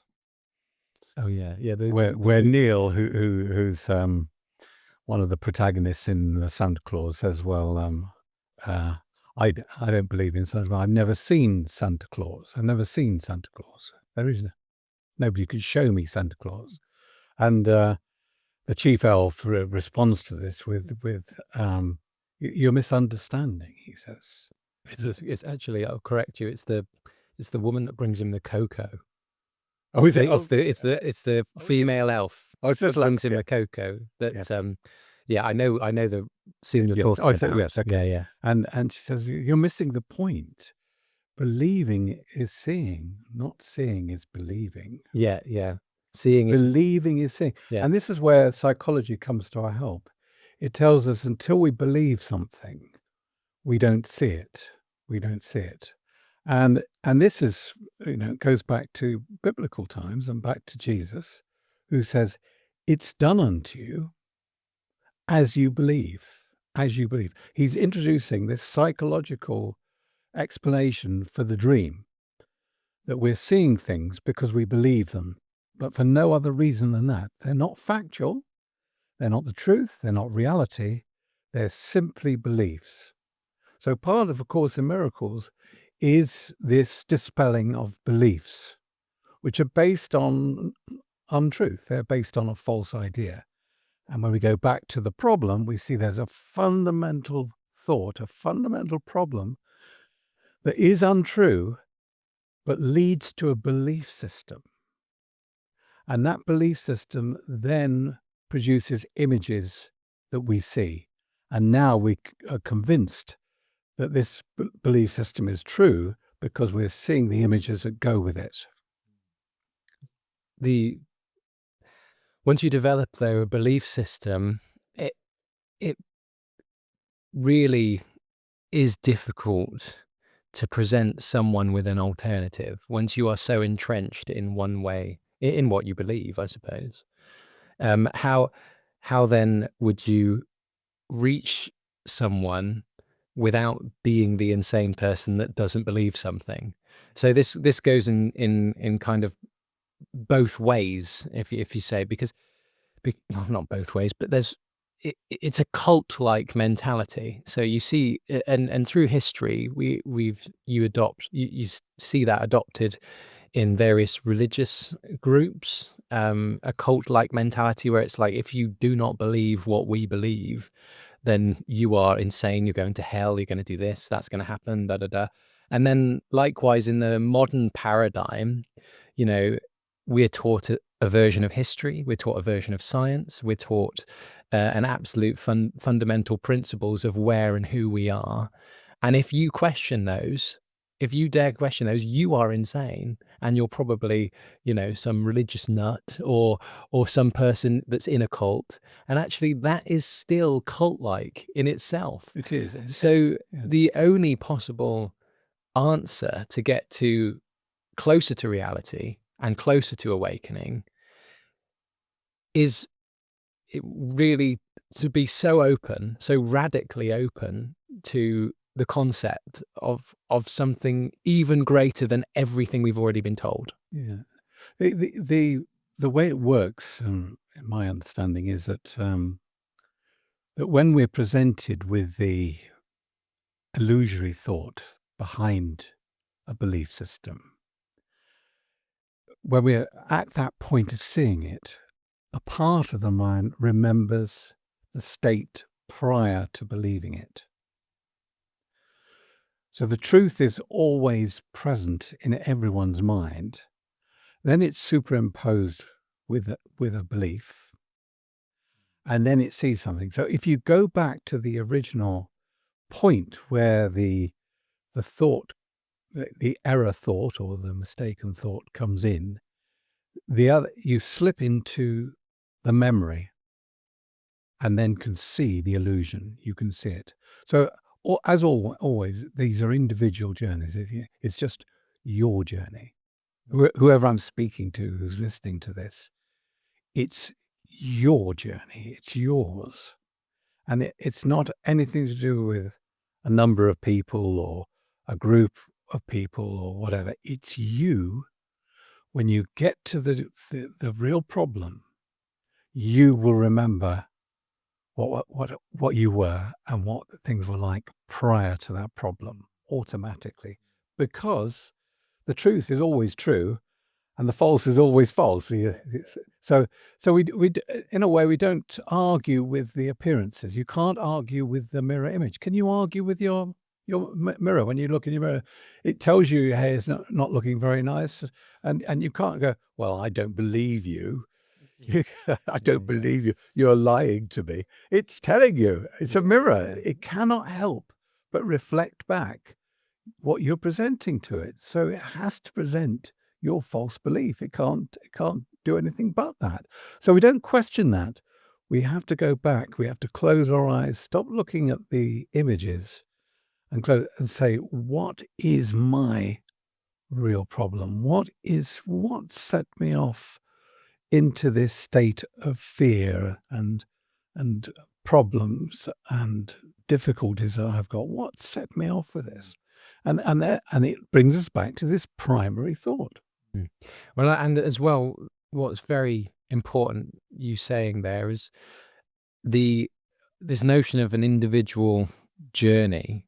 I think it may even tie in with Joseph Campbell and the hero with 1,000 faces and all that kind of thing. That breaks the cult, really. It breaks a cult-like mentality because it brings it back to actually, this is me and my journey, and no external group think, so to speak, or no external group can effectively lead me to the answers that I get to. So every great teacher, every great prophet, every great storyteller, is not offering you to be a follower. They're not saying that they are leading by example. It's like, you can do this as well. Try it. You try it. Don't follow me. Don't buy into everyone else and tell them that there's a hierarchy and that you need to do X, Y, and Z to achieve that. Like, no, here's what I've done. Why don't you try it? And it's a suggestion.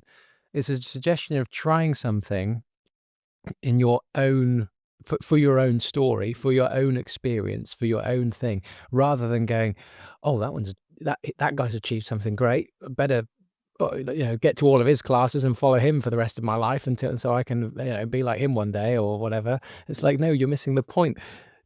You be like you go become so radically authentic that you get to your own destination that ultimately is the destination we are all striving for and to connecting with.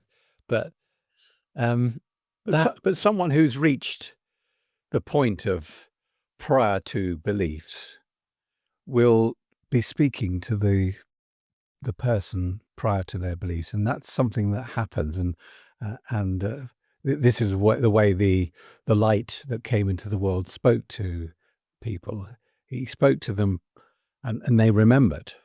There's a lovely line in the Bible where it says, and Jesus looked upon Peter, and Peter remembered. Now, there's various stories that go with that line, but just take that line, maybe out of context. He just looked and he remembered. What did he remember? He remembered who he was. He remembered who he was prior to the dream, prior to entering this state where he started to hallucinate and started to see the pictures of his beliefs. He remembered that. And maybe he couldn't retain it for long, but at least for an instant he'd remembered. And then he might ask the question, how can I get back to that memory? How can I keep remembering who I am in the midst of this world which tells me I'm something else? How do I do that? And then Peter takes on Jesus as a teacher then and says, oh, well, right, I'd like to learn more about this, Yeah. And it's getting that glimpse. We need that first glimpse, really. Everyone needs that first glimpse. And then the thing about the glimpse is the person's liberated. They're liberated for a moment from the problem and all that goes with it, all the fear, all the sickness that goes with it in the mind. Everything goes for that instant. They've remembered this invulnerable state. And the Course says it in the right at the beginning introduction, Nothing real can be threatened. Nothing unreal exists. So you come back to this point where the real self, which can't be threatened, is seen and realized. And then everything else becomes unreal. The dream becomes unreal. The hallucination becomes unreal. Coming back from the experience of remembering, you look at things, everything differently, you know? I recently said to you that I woke up in the morning with a single word. So a single word has come from the greater mind into my mind. I said to you, sometimes it's a huge download of thousands of words. Sometimes the download is a single word that encapsulates everything. And that word was counterfeit. And in the moment it came into my mind, I could see that everything I was looking at was a counterfeit for something else. You know, we have counterfeit money. It's got no value. You can't do anything with it. It looks like money. You can't spend it. You can't do anything with it. So the world looks like something, but actually it never comes to anything. It never becomes eternal or real that you can, so you can take an acorn from an oak tree and put it away and it'll last forever. No, it'll never become real. It'll always fall apart. So that means that everything I was looking at was counterfeit. And then I remembered. Yeah. In that, I remember when I was in a state that wasn't counterfeit, where everything was real. And that is so wonderful to know reality, as it's called. It's called reality because everything in it's real. Yeah. This is unreality because nothing in it's real. Mm. If it was real, it'd last forever. Well, even to the point. So there was thinking back to the Matrix analogy. Obviously, that's very popular in the current time because of, I guess, technology and all of our relationship with that. There's a moment where they're eating food outside the Matrix that's really rubbish or whatever, and they're kind of like, how does the Matrix know what chicken tastes like, or like, and how does it know what that smells like? How does that know? And then later on in the movie, obviously the guy that betrays them goes in and he's having a lovely steak dinner and conspiring with Agent Smith or whatever, and he's eating his steak and he's like, I know this isn't real, but it tastes so good, but the funny thing is that all of what the suggestion is that the program, the Matrix, was suggesting what all of these counterfeit things smell, taste, touch, look like, and then of course if the program's suggesting that, what information is that program basing its counterfeit false thing off? So we're interacting with a counterfeit world, but our connection and memories to a real world is placing our thing. So, you smell a flower, for example, actually that all of that sense, we're thinking is some sort of biological thing that we can comprehend what a flower smells like because that's just one of our senses. And it's like, well, no, that's what you're triggering is a connection and memory to a reality where you can experience the absolute, quality of real. Absolutely, yeah. I remember when I was in spiritualist circles, and that in the spiritual circle, someone who's being communicated with could identify a smell from the spiritual world, and so the person communicated the smell and said, I'm picking up this smell, and the person would say, that was my grandmother's favorite perfume. That was what she loved, and so it's a thought stimulant. A thought can stimulate something. So it's possible that roses, when we see roses, are stimulating a memory of the original rose that was in the Garden of Eden, say, that did have this beautiful perfume. But now, the counterfeits, it's so tricked us into thinking that it's a real rose. It's tricked us into that. We're dreaming of a rose rather than experiencing a rose. In A Course of Miracles, where it talks about this memory thing, it says when you do have an experience of something, say a perfume like that, it says, imagine the smell of this rose, and it's 100 times more beautiful than you smell it now, and then another 100 times more, and then another 100 times more on top of that, and you have just an inkling of the idea of what a rose smells like in reality. And so we've traded the most magnificent creation for this counterfeit, and live in this counterfeit, permanently dissatisfied, in this state of dissatisfaction, always looking for something else, looking for more, because none of it ever satisfies us. Well, in a way, so a lot of the kind of ancient wisdoms suggest that we're all one, we're all connected, everything, we come from a complete source of oneness and stuff like that. Well, I suppose if you divide that oneness, or it is possible to divide one or whatever, but would that then dilute all of the experience that one could have, say? So, if you combined 100 noses, would you have a better experience of a rose, the smell of a rose, for example? And if you divided 100 noses into one nose each, and they all have X amount of nose sense or strength, you'd get a weaker version of the original thing, wouldn't you, I suppose? And then, of course, that would be dissatisfying, because it's nowhere near as powerful as what you could experience when you were connected to one, when you were one with it all. You see, the thing about coming from oneness is the suggestion you're not one. You've come from oneness, and you're going to go back to one. No, you're one now. There's nothing else. There's only oneness. So you're just asleep to it. That's all it is. So it's not like you can leave it or return to it. And there's that lovely story of Humpty Dumpty. He sat on the wall and had a great fall and broke into little parts, and then all the king's horses and all the king's men couldn't put Humpty together again. Well, Humpty Dumpty may have fallen off the wall, but he still remains one. He can't be anything but one. Well, yeah, You might as well. He thinks he's fallen, and he has apparently fallen, but he's still one. and so all the parts are still you and I, Humpty Dumpty. yeah, That's the thing. That's still Humpty Dumpty.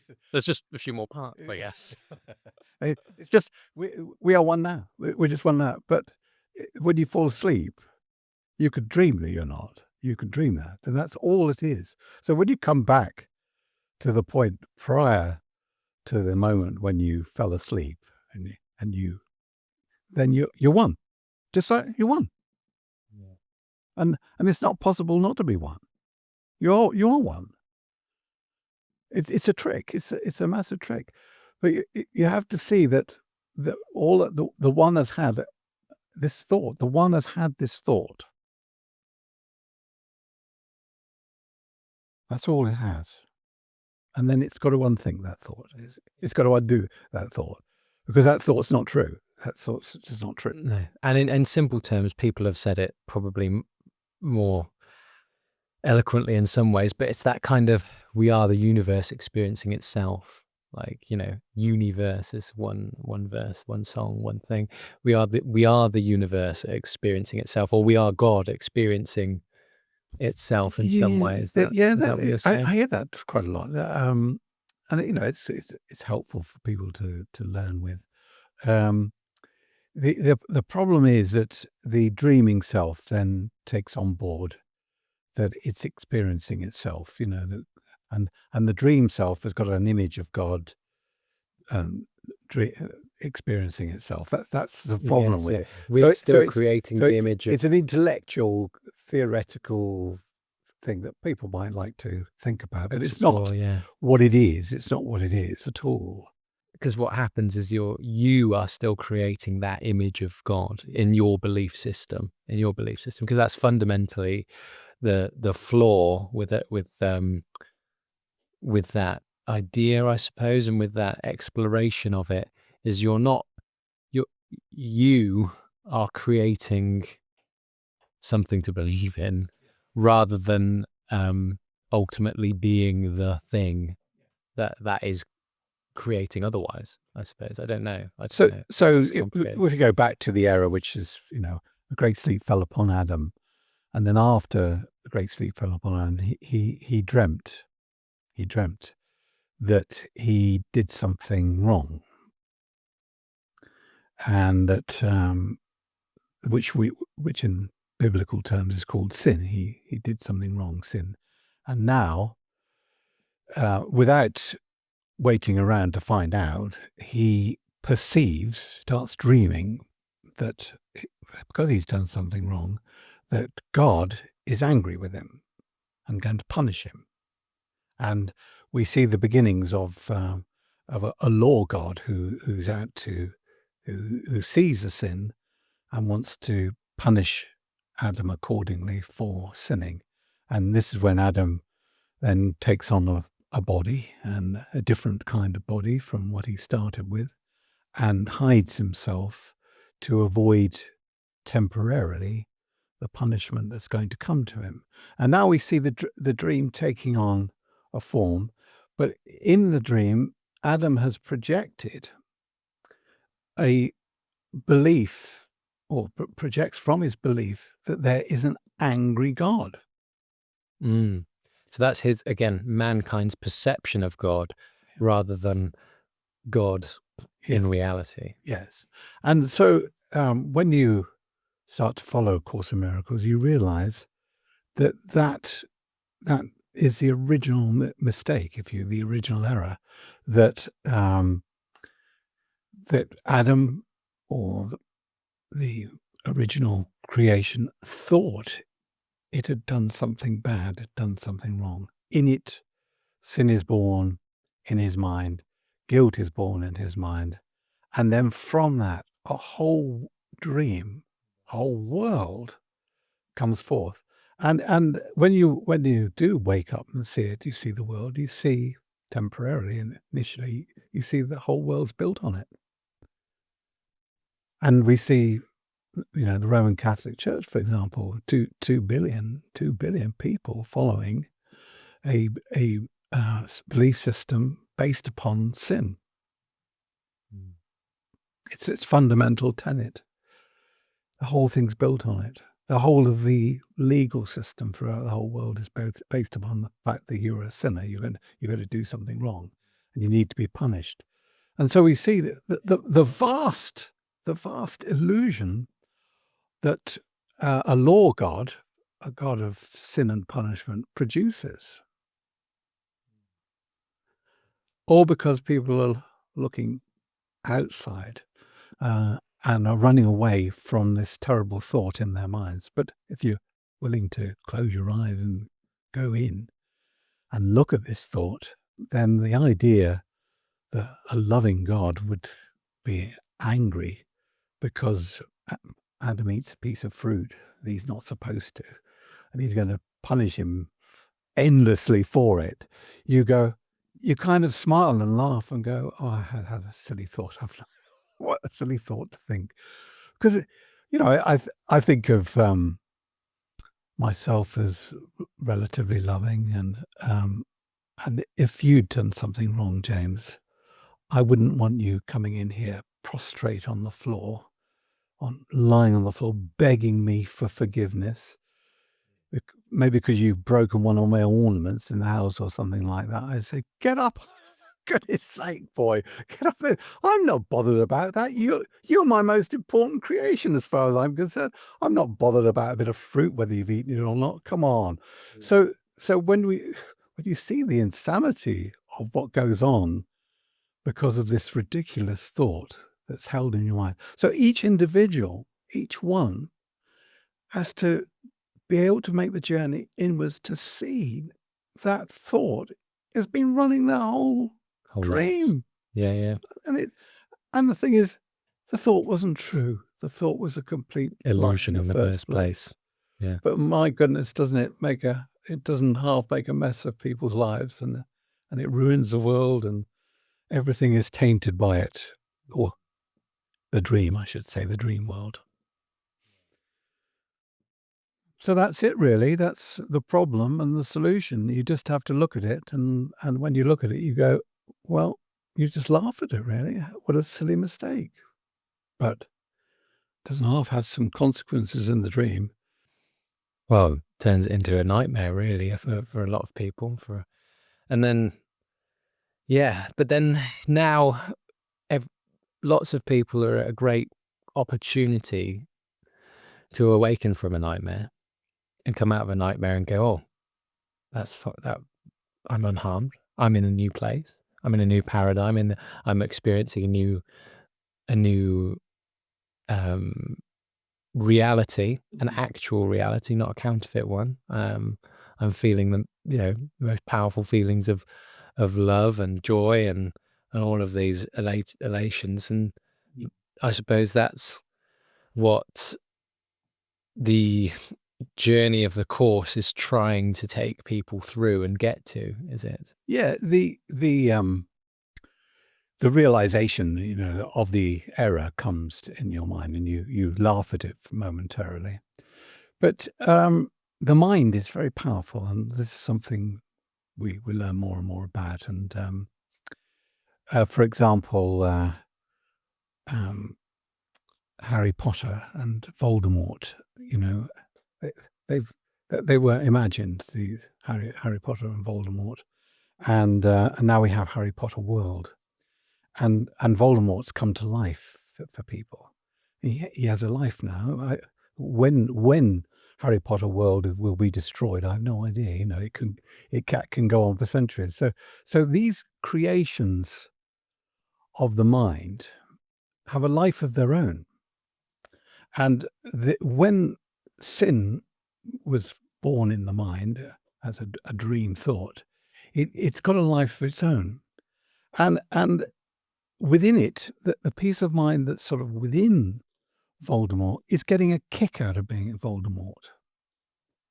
And when it said, well, we're going to finish Harry Potter and Voldemort now, Voldemort, he doesn't want it to end.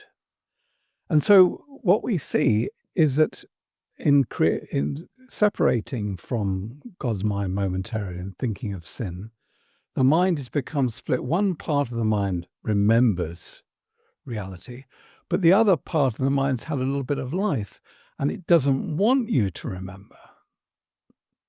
And it's got enormous sort of capabilities of defending against you finishing it off, ending it. And so in a world when the light came into the world, the darkness was revealed. It didn't exist. The darkness didn't exist, but there was enough mind in it, if you like, invested in it, that it didn't want to be finished. So the darkness, even though it doesn't exist, wants to stop the light, because if the light comes, it's gone. And this is what's called the ego. You see, the ego is something we've made up, a self, an image, a person, a false concept of who we are. And once it's threatened, it wants to fight against it. So it actually is active against the light. So the moment that Jesus comes in, brings the light in again, there's a period when people go, oh, wow, there is no sin. There is no sin.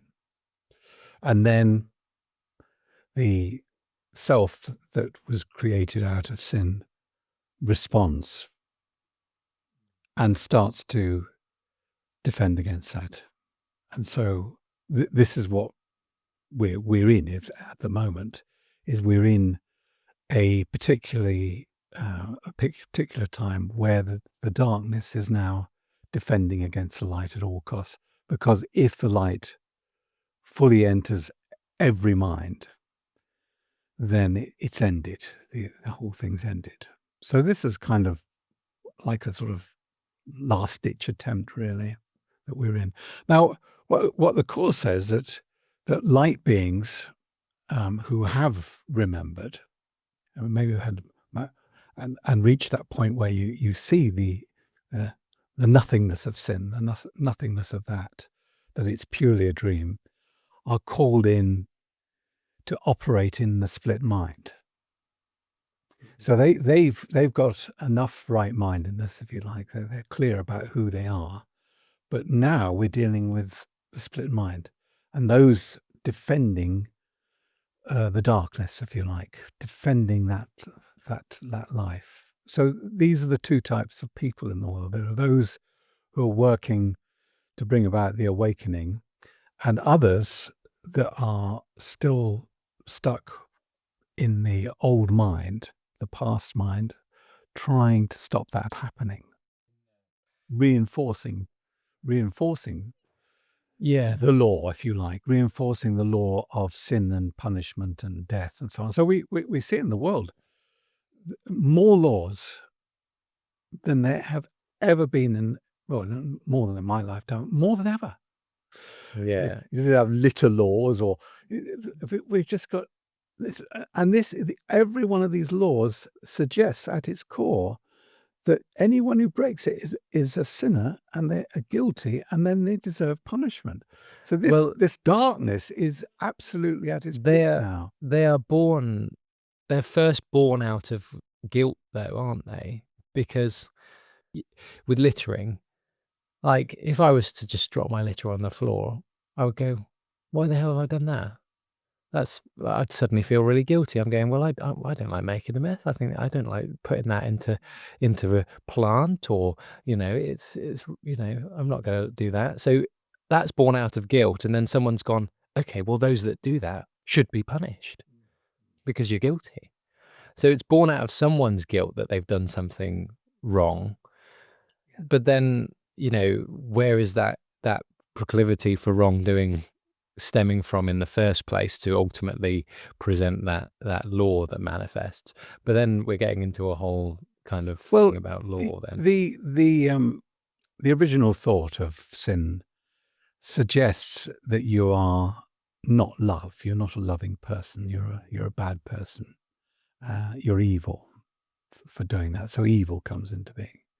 So loving the law of love. There's only one law. There's no other laws in this. There's only one law that exists: the law of love. Whatever you give, you receive.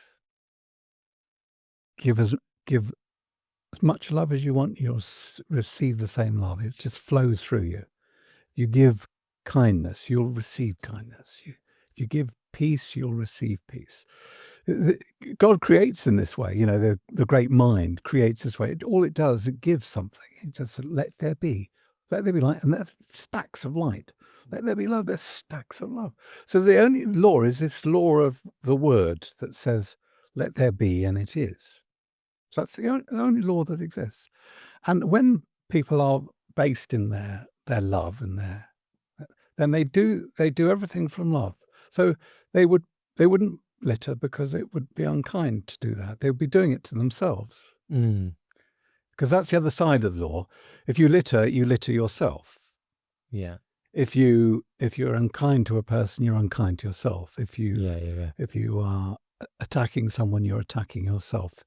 This is the other. So when you understand there's only one law, and you come from love, then the whole world, the whole creation is just love. Yeah. But when a person slips into this belief that they are evil, then you've got the law acting out. If you're evil, then you would do evil. Yeah. Now, a new identity is born, isn't it, in that Yeah, case? but then, and you see evil outside yourself, and you need to protect yourself from the evil outside yourself because you believed it, and then you start to see it, and so you start to make up laws. You can't do that, or you'll be punished. You'll suffer for it. So this one law is turned around, and now people become frightened that that evil is being done to them, and then that they need to control it. So they must now make up fearful laws of punishment. Ultimately, death. That you'll if you do that, you will be killed. You will die. So the thought of being an evil self produces a world of laws, and no one trusts anyone. But if you take away that evil belief, everyone would do everything from the law of love. And this is what we're seeing more and more of, that no one trusts anyone. No one trusts anyone to do from love. But actually, when it boils down to it, and you find yourself in a difficult situation, maybe you've broken down at the side of the road, somebody will act from the law of love. They will go, well, I'd want to be helped if I was broken down. And they go and say, do you need any help? And you go, oh, that's a miracle. Isn't that lovely? That's lovely. Because actually, deep down, people remember the love that they are, and they want to do love. If we were going to have a government of love, we'd have to say everyone will operate because we know everyone will do the right thing out of love. We're going to repeal all laws because we know that everyone will do things out of love, because the law of love says whatever you give, you'll receive. As simple as that. And that really is the real world. When that real world comes back into the dream, then everyone will remember when there was no possibility of anything but love. That every single creation was operating from the law of love, giving love, receiving love, all day, every day. You know, the rose that's giving off its perfume is giving the perfume because it receives the perfume. It loves the perfume. It loves extending the perfume. That's what it's created for. It doesn't think any time that of an evil self at all. It just thinks of itself as a beautiful giving perfume. Well, that's the basis of nature and Gaia and that experience as well of the realm of Earth, if we call it that. Like that's what you do to it, you receive from it. Like, you know, you tend the land, and it will provide you your food, your crops, and there's, you know, there's an opportunity for abundance there and absolute provision that has seemed to have sustained these, you know, mortal vessels for thousands of years, if you'd have, maybe longer, but Certainly the dream will reflect the original creation for a period of time. The pre-separation condition, the Garden of Eden, all the creatures in the garden were loving towards each other. So the lion and the lamb would be quite happily eating fruits or whatever they eat next to each other. Nothing was harming each other. But the moment Adam distrusted Eve, or the distrust came in, that distrust was of the animals as well. And actually, we see this with people working with animals, that they reach such a level of trust with the animal that the animal trusts them completely, and there's no attack whatsoever. I remember seeing a video, or an underwater film of a young girl who was diving and was feeding a moray eel, and able to stroke a moray eel. Now, this is inconceivable in the ocean, because a moray eel is so aggressive, and it's got teeth like anything. It'll take your arm off, you know, just at any opportunity. Yet this young girl is feeding it and stroking it, and it's coming out every day. Every time she goes down, it's coming out to see her. Now, that's because of trust, you see, complete trust. So originally, the the creation was based upon complete trust because everything was loving. But the moment a thought of not loving comes in, complete distrust comes in, and then all these laws are made up because you can't trust anyone. If we really trusted everyone, we would trust everyone to go slowly through the town in their motor cars. They'd go carefully through the town. But the fact that laws have to be made and everyone's being coerced into these laws, that's the other thing about it. They don't do them, not being trusted to do it from love. They're upset that people think that you're not loving in the first place.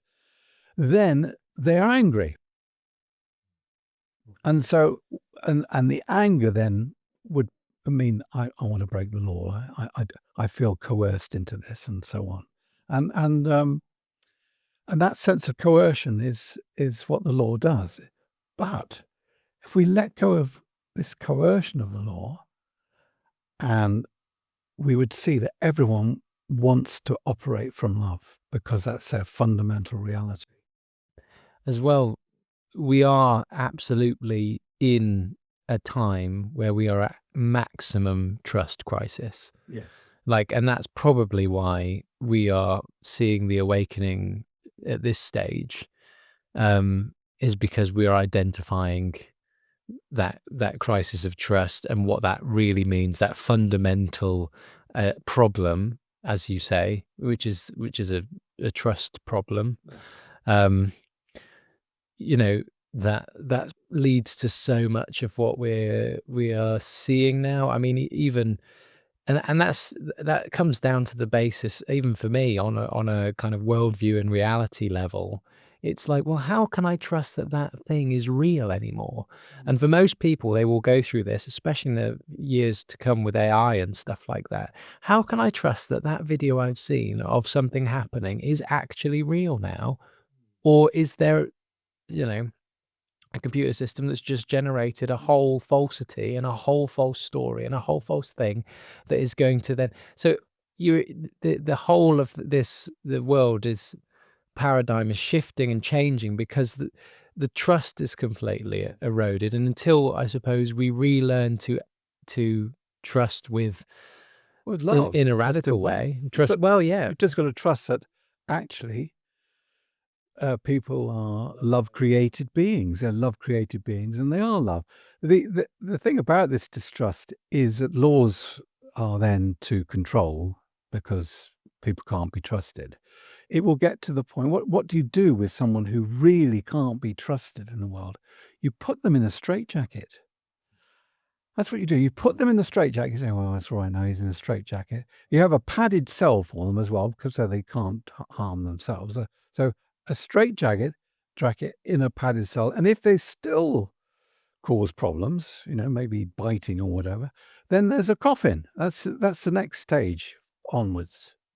Because that's what how the law defines and that existence. That doesn't seem very loving, does it? That response. So, but that's where we are. That's where the world is now. That the trust levels of on a world scale, on the country level, the level of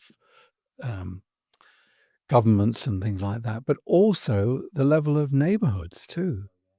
And this is a real problem. Even within families, it's got to no trusting each other because people have forgotten their real identity. Is there a difference as well in believing and trusting? So, for example, you have a hope and belief. I believe that love will overcome evil. Fear. Love will overcome fear, and light will overcome darkness. And sure, I can go, I hope that's the case. I hope, but then that's hope. And whereas actually, I actually trust love will overcome fear, light will overcome darkness. And if you move from that there's a level of uncertainty in belief, actually, and hope, whereas there's a level of but there is absolute certainty in, trust. Can you do that? Yeah, the way the Course of Miracles works and the way miracle works is very different from the world which does things to fix things. So the whole world is busy doing it. It does. So more laws are made up to protect people and to stop people being victimized and all the rest of it. The teaching of the Course is so different because it's about undoing. So instead of trying to trust more, you have to undo the causes of your mistrust. You have to undo your fears. You have to undo the false beliefs in your mind. So again, the teachings are not for masses, if you like. They are for me and you. They're for me, each individual, to free themselves from their illusions. And the miracle undoes the illusions. And with the undoing of illusions, your trust comes back automatically. It's an effect. It's not something you can do or make happen, or I'm going to become more trusting now. No, you've got to take away the fears that are causing your mistrust. You've got to take away all those beliefs that the people of this world are actually not evil. They're not sinners. So we have to take sin out of the equation in our mind. You have to know that this is a lie and an illusion and unreal in your own mind. And then the world changes. The world changes. So it's undoing rather than doing. Unlearning, yeah. Unlearning, which is very, I mean, we haven't been taught that one at school. You don't. No, We're just going to have a class in unlearning this morning. I mean, I'd love to run an unlearning Well, it's school. certainly anyone who's been at school needs to start on one. In fact, I was very fortunate. I didn't learn too much at school. I didn't really start my learning till I arrived in the science of mind, and by then I was being taught by somebody who unlearned a huge amount. So I was already way ahead because I had a teacher who was unlearned, if you like, which is brilliant. But my teacher Nora, she didn't start till 50s, early 50s, and she said everything I learnt before had to be unlearned. Everything I learned 50 before. years worth of knowledge. 50 years of learning had to be undone, and that's difficult. Although I say difficult, if somebody's open-minded enough to follow the course, they can be free in a year or 10 years or no time at all. That's the thing. So the course, I suppose, as a structure now, we'll touch upon this, and then I suppose we'll go in and start doing it. Yes, we've got to look at it, yes. But because that's one of the interesting things for me, although I've been surrounded with these concepts, for the whole time with you, and I've been exploring so many other kind of concepts that have interested me in some ways and developing my own understanding and worldview. I've never really read back cover to cover the course and what it's actually doing. So tell me a little bit about what's the format? What do I do every day? What's the thing that it does? Well, just before that, the funny thing about you and your experience, and is that you've come out reasonably well from having a mother that tells you need to get your GCSEs and get your A levels and go to university and learn all these skills, and a father who says, "Oh, don't worry about that. You'll know what to do." Yeah, nothing's real. Don't worry. Don't worry about it. You've got everything inside you that you need to know, and it doesn't matter whether you get them or not, really. So you've out of this double message that you've come from, you seem to be all right. You seem to be reasonably well balanced. I think so. It's the completely different world stories. Well, perhaps that, yeah. There's that confidence, absolute confidence of the father. Don't worry, you'll get it sorted. It'll be fine. And the kind of the more humble mother going, go and learn something from someone else. Actually, don't come in thinking you know it all yourself. Go somewhere, go and see someone else and learn from them. Yeah. So yeah, the lessons are lessons in undoing, and we believe the dream. The dream seems very real to us, and every day we're surrounded by people who are taking it seriously, and we've got now not just people taking it seriously. We've got these phones and media and everything else taking everything seriously. Algorithms and data. And that And we need to learn things. all the laws of economics, and we need to learn the laws of nutrition, and we need to learn all these things. This is continuously being bombarded with this, that we haven't acquired the skill of unlearning something. So the course starts with the most unlearning lesson of all of them. It tells you that whatever you're seeing, hearing and touching and smelling doesn't mean anything, because you're actually seeing nothing. So that would be lesson 1. So then just before we get into lesson 1, what is it? So the course is intended to be used over a year, is it? Yes, it's intended to be used every year. And if you've done a year, then ideally you start teaching it to deepen your understanding of it. So, but you have to have done the full journey. You should have a picture. And part of my teaching is to give people the picture, and then they can go to work on the undoing of the false picture, if you like. It's a bit like, although people don't know it, they've been doing a jigsaw puzzle all their lives, but they've had all the pieces upside down, and with great effort, they've actually finally put the thing together, but it's all up. The whole thing's upside down. They've got the cardboard upside, and there's a beautiful picture on the other side. So we've got to say, well, that doesn't mean anything, son. You know, you've got the jigsaw puzzle the wrong way up.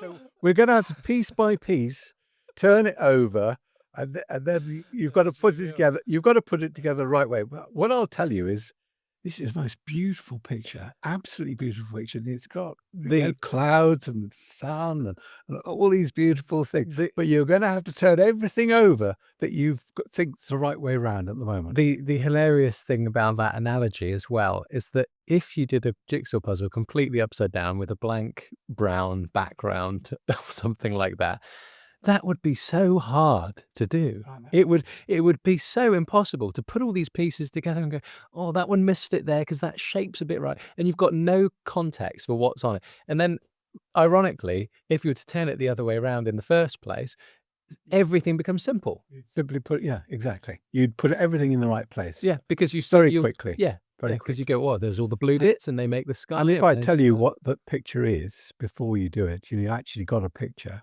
which is being offered even more you. simpler. You go, oh right, so the blue bits of the sky go over here and the sun goes up here. So part of the teaching is, and certainly the enlightened ones are to tell you what the picture's like, and then you can put the pieces in the right place. The thing about the puzzle being the wrong way up, and just the brown bits there, is that there are scientists with measuring equipment for you to measure the exact shapes and sizes and of each puzzle piece to each go, puzzle piece definitely to connect go, to that one. that one goes next to that. And you can imagine that the measuring equipment and the scientific way of doing the puzzle. And of course, there are things, you put the corner pieces here, but you could have the bottom corner pieces at the top, and the completely wrong pieces. But the moment you've got them the right way up, you know which one go in the right. Well, that's the funny thing about like coming back to kind of creativity and stuff like that. Imagine if you were in a room and someone came in with this puzzle upside down and it was all brown, and they just looked at you and said, right, put these together, just get them all together. And if you were to creatively approach that before you just started putting them together, you might go, I'll just turn them over and think to turn them over and go, oh, hang on a minute. This authority that's told me to put them together hasn't even realized that they're the wrong way around. And then of course, that gives you your understanding, your power and everything to be like, well, it's my opportunity to think differently and approach this differently. And, you see, that's what the miracle worker does. And what Jesus was doing was he gave people just one piece of the puzzle the right way up. And they were overwhelmed by that one piece. They go, oh my God, I've seen all this color and beauty and that's only one little portion, one tiny bit of the great picture, which is not a 1,000-piece puzzle. It's a zillion-piece puzzle. It's just magnificent and infinite. So people very often stop and they say, I'm enlightened because one piece of the puzzle turned the other way around, and they go, oh, I've seen it. And then another person has turned another piece over and said, I'm enlightened. I've seen it. And they go, but my piece has got this in it. Yeah. And the other one go, oh, no, my piece has got this in it. Sorry, wrong enlightenment. And then they go, you're wrong. You're wrong, because my piece showed me this piece. Yeah. So the only way we could ever really be in harmony with each other is when the whole picture is revealed. revealed, and then you go, oh, all of us were right. We just saw different pieces in different moments in time. So these revelations of the pieces being the right way around have occurred in history. The problem is that the person's gone, I've got it. And whole religions are built upon it because they've got one little piece the other way around. I've seen heaven. Oh, I've seen heaven, they say. And it's like this. And so we turn one piece over, and then we're prepared to turn another piece over, and then another piece over. And we keep turning all the pieces over until everything's the right way around. So the Course says everything's upside down. Yeah. Everything's upside down. That makes, and of course that that simple analogy is. People think that the images are the images are who they are, rather than the one looking in the mirror. Mm. That's a major turning around, isn't it? No, you're the one looking in the mirror, not the image. And this is essentially what narcissism is. Narcissism is, people go, oh, you're a narcissist. Everyone's a narcissism if they believe in their image. If they think the image in the mirror is them, they're a narcissist. Yeah. They might love it, they might hate it. It doesn't make any difference, because they've believed their image is themselves. And they've left themselves standing back, looking at this, focused on it, instead of stepping away from the mirror. Just step away from the mirror, step away from the image, and come back into yourself and go, oh my goodness, it's me. Oh, well, that's me. I thought it was that. No, this is me. Oh, and when you come back into you, it's so wonderful and grounded and real and solid, and you go, what the heck did I think I was that image for? What on earth did I get into that for? So that's all narcissism is falling in love with the image, or falling in hate with the image, as a matter. Yeah. And authenticity as well, I suppose. Yeah. Well, it's not falling. That's a good place to leave it on that, though, isn't it? Yeah. Well, now there's a year's worth of working through the lessons to go to. We'll look at the lessons bit by bit. Each puzzle piece, I suppose. They are. Each one is called a miracle. Every lesson is called a miracle because it undoes illusion, an illusion. So they're very specific, particularly the early ones. There's a lot of undoing in the early lessons, and then the second half of the course is reinforcing your learning until you've really got it. So there's four stages. I'll just introduce this before we go further. There's 4 stages. First of all, understanding, which is what we're really working with today. We're trying to understand the problem, what it is, and what it is. What that problem is, and then the second part is the practice. We've got to practice these that's undoings, if you and that's a practical thing that the course lays out. Is it your meditation? What it tells you how to do it every day. You've got to practice with it. Okay, and then gradually you accept it. It becomes integrated, as you word. You accept it into your being. These practices become part of you, like habits. You do the same thing every day, and then finally you apply it. You apply it in the face of an illusion, whatever that illusion might be, a sickness, a suffering, a sense of loss or lack, or anything the world is producing, a sense of punishment or whatever. Whenever you're presented with anything, then you apply the miracle, and fundamentally the miracle is a straightforward thought. It's one single thought. It's one thought. The saving thought is it's not real. And you can choose again. And you apply it. It's not real. So when Jesus is presented with things to him, people come to him for healing, and they say, "Oh, I'm blind." He goes, "Blindness is not real. It's not real. It's impossible for you to be blind. You can't be blind because you're an unlimited mind. You're a beautiful creation of God. It's impossible." So it's not real. And his absolute knowing that it was not real, in that moment, the person sees. They see it. Oh my goodness, it's not real. I've done this to myself. I've blinded myself. And they see. So the question for many people is, were the healings of Jesus metaphysical, so that they saw the illusion, they saw the illusory world clearly, or were they actual happenings?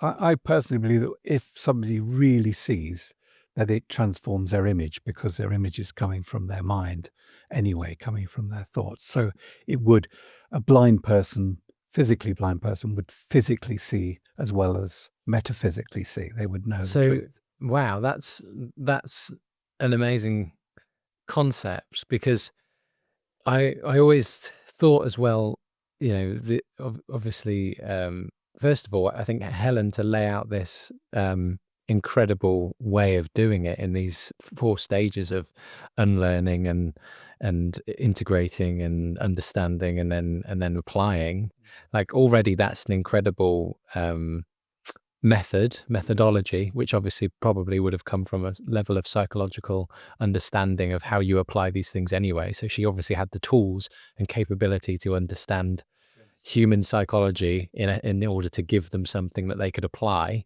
which is great.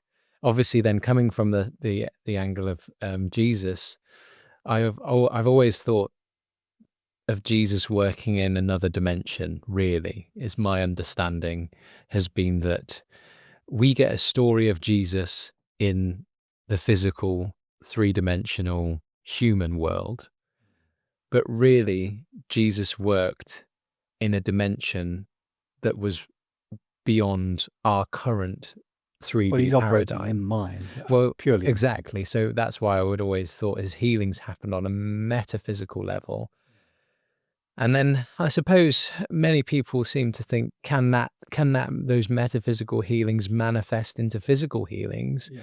And that is fundamentally going to challenge scientific paradigms of our current reality, which is going to be, I mean, I'm interested, obviously, and open to understanding it and how that might work. But we'll talk about that. We'll definitely talk about that in a way. The healing aspect of the course is something that comes as you become a teacher and progress a bit more. So, in fact, the healing part of the course is not talked about a great deal.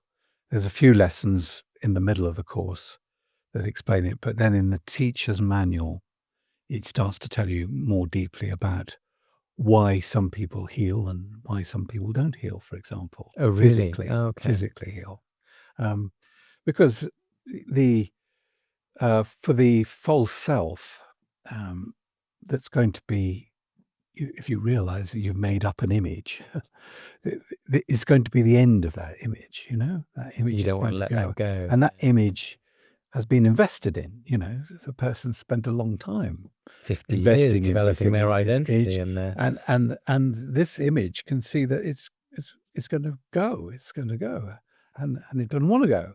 It's invested in it. That's and if it's had a particularly lived a sick life and it's identified with its sickness, for example, then it's going to have to lose that sense of self. What you're talking about there, I think, is commonly described as an ego death. Yes, absolutely. Yes, that's a spiritual journey that people go on, and in especially in the kind of psychological sense, an ego death is that shedding of that false identity, or that identity that no longer serves you, basically. So Yeah, it's only when you see the pain of the ego and the suffering of the ego that really it's given up.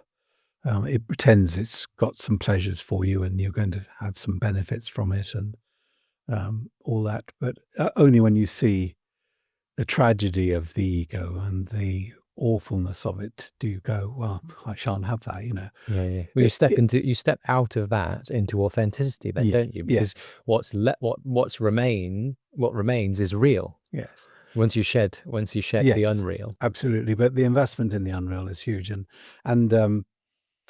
and people, because the ego is entirely suffering and it comes from this fundamental thought of sin. The habit and addiction to suffering is enormous, absolutely enormous. And to be persuaded that that suffering has absolutely no value whatsoever. It never works, never does anything, never produces a result, or it will never make you happy or get you to heaven, or that has to be seen. So the world, as we look at it, is absolutely dedicated to it. So much so that every news report is about suffering. It never tells you about anything happy. And not only is every news report about suffering, everyone wants to watch it. How dedicated to suffering is the world? So, and how dedicated to suffering? So, that suffering self, when you see it, you go, I don't want that self anymore. I don't want that. And suddenly, you're in a happy self, and that's in this world. It's a rarity still, you know.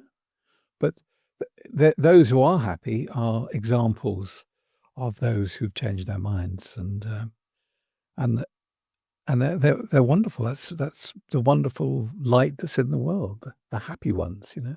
And eventually, people ask them, you know, why are you happy? Mm. We'll We'll talk about that we were more. Yeah. yeah. I mean, even then, there's probably more things that I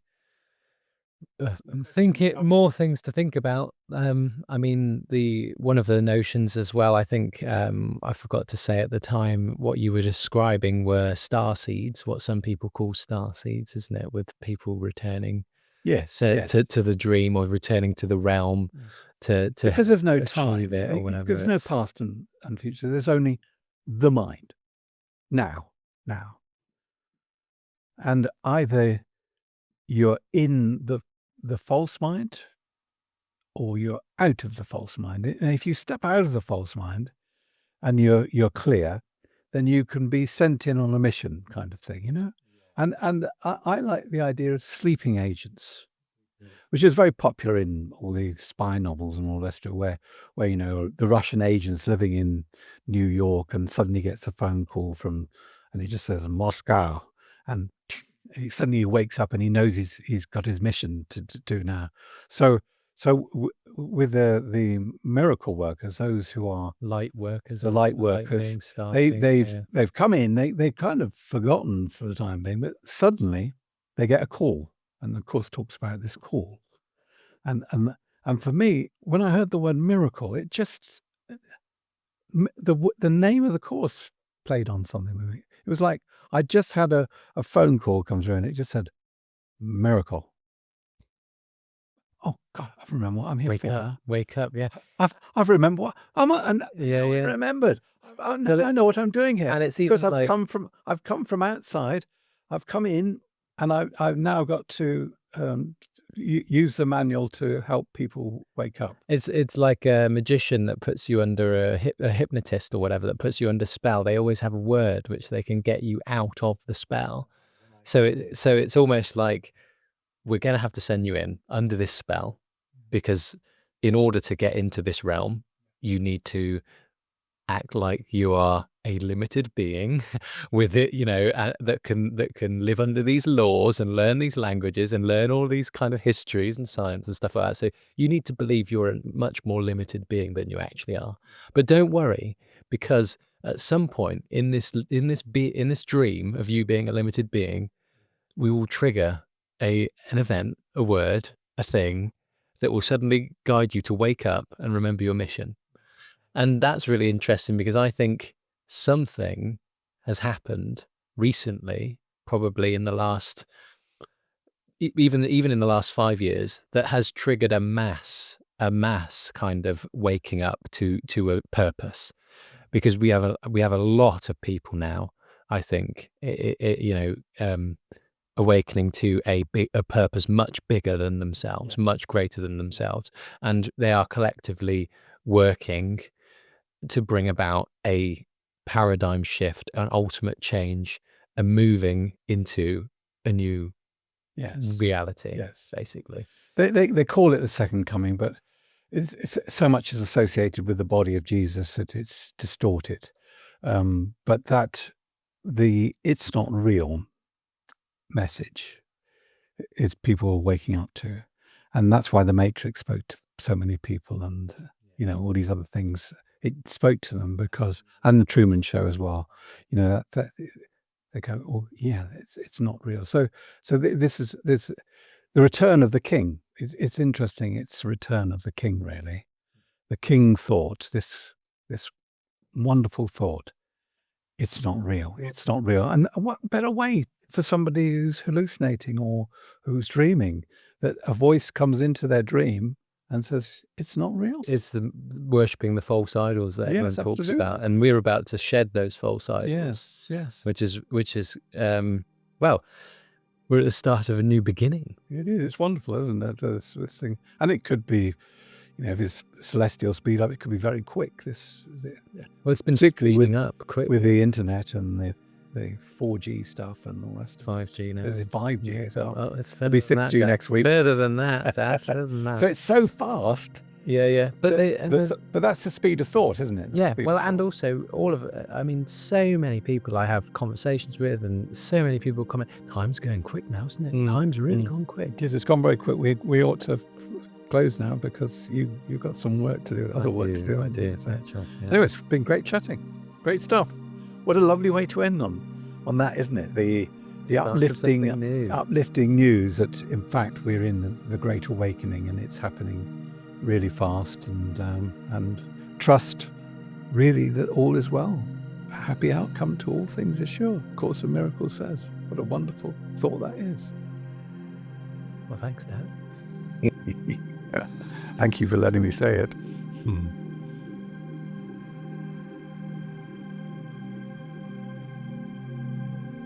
Thanks so much for taking the time to hear this today.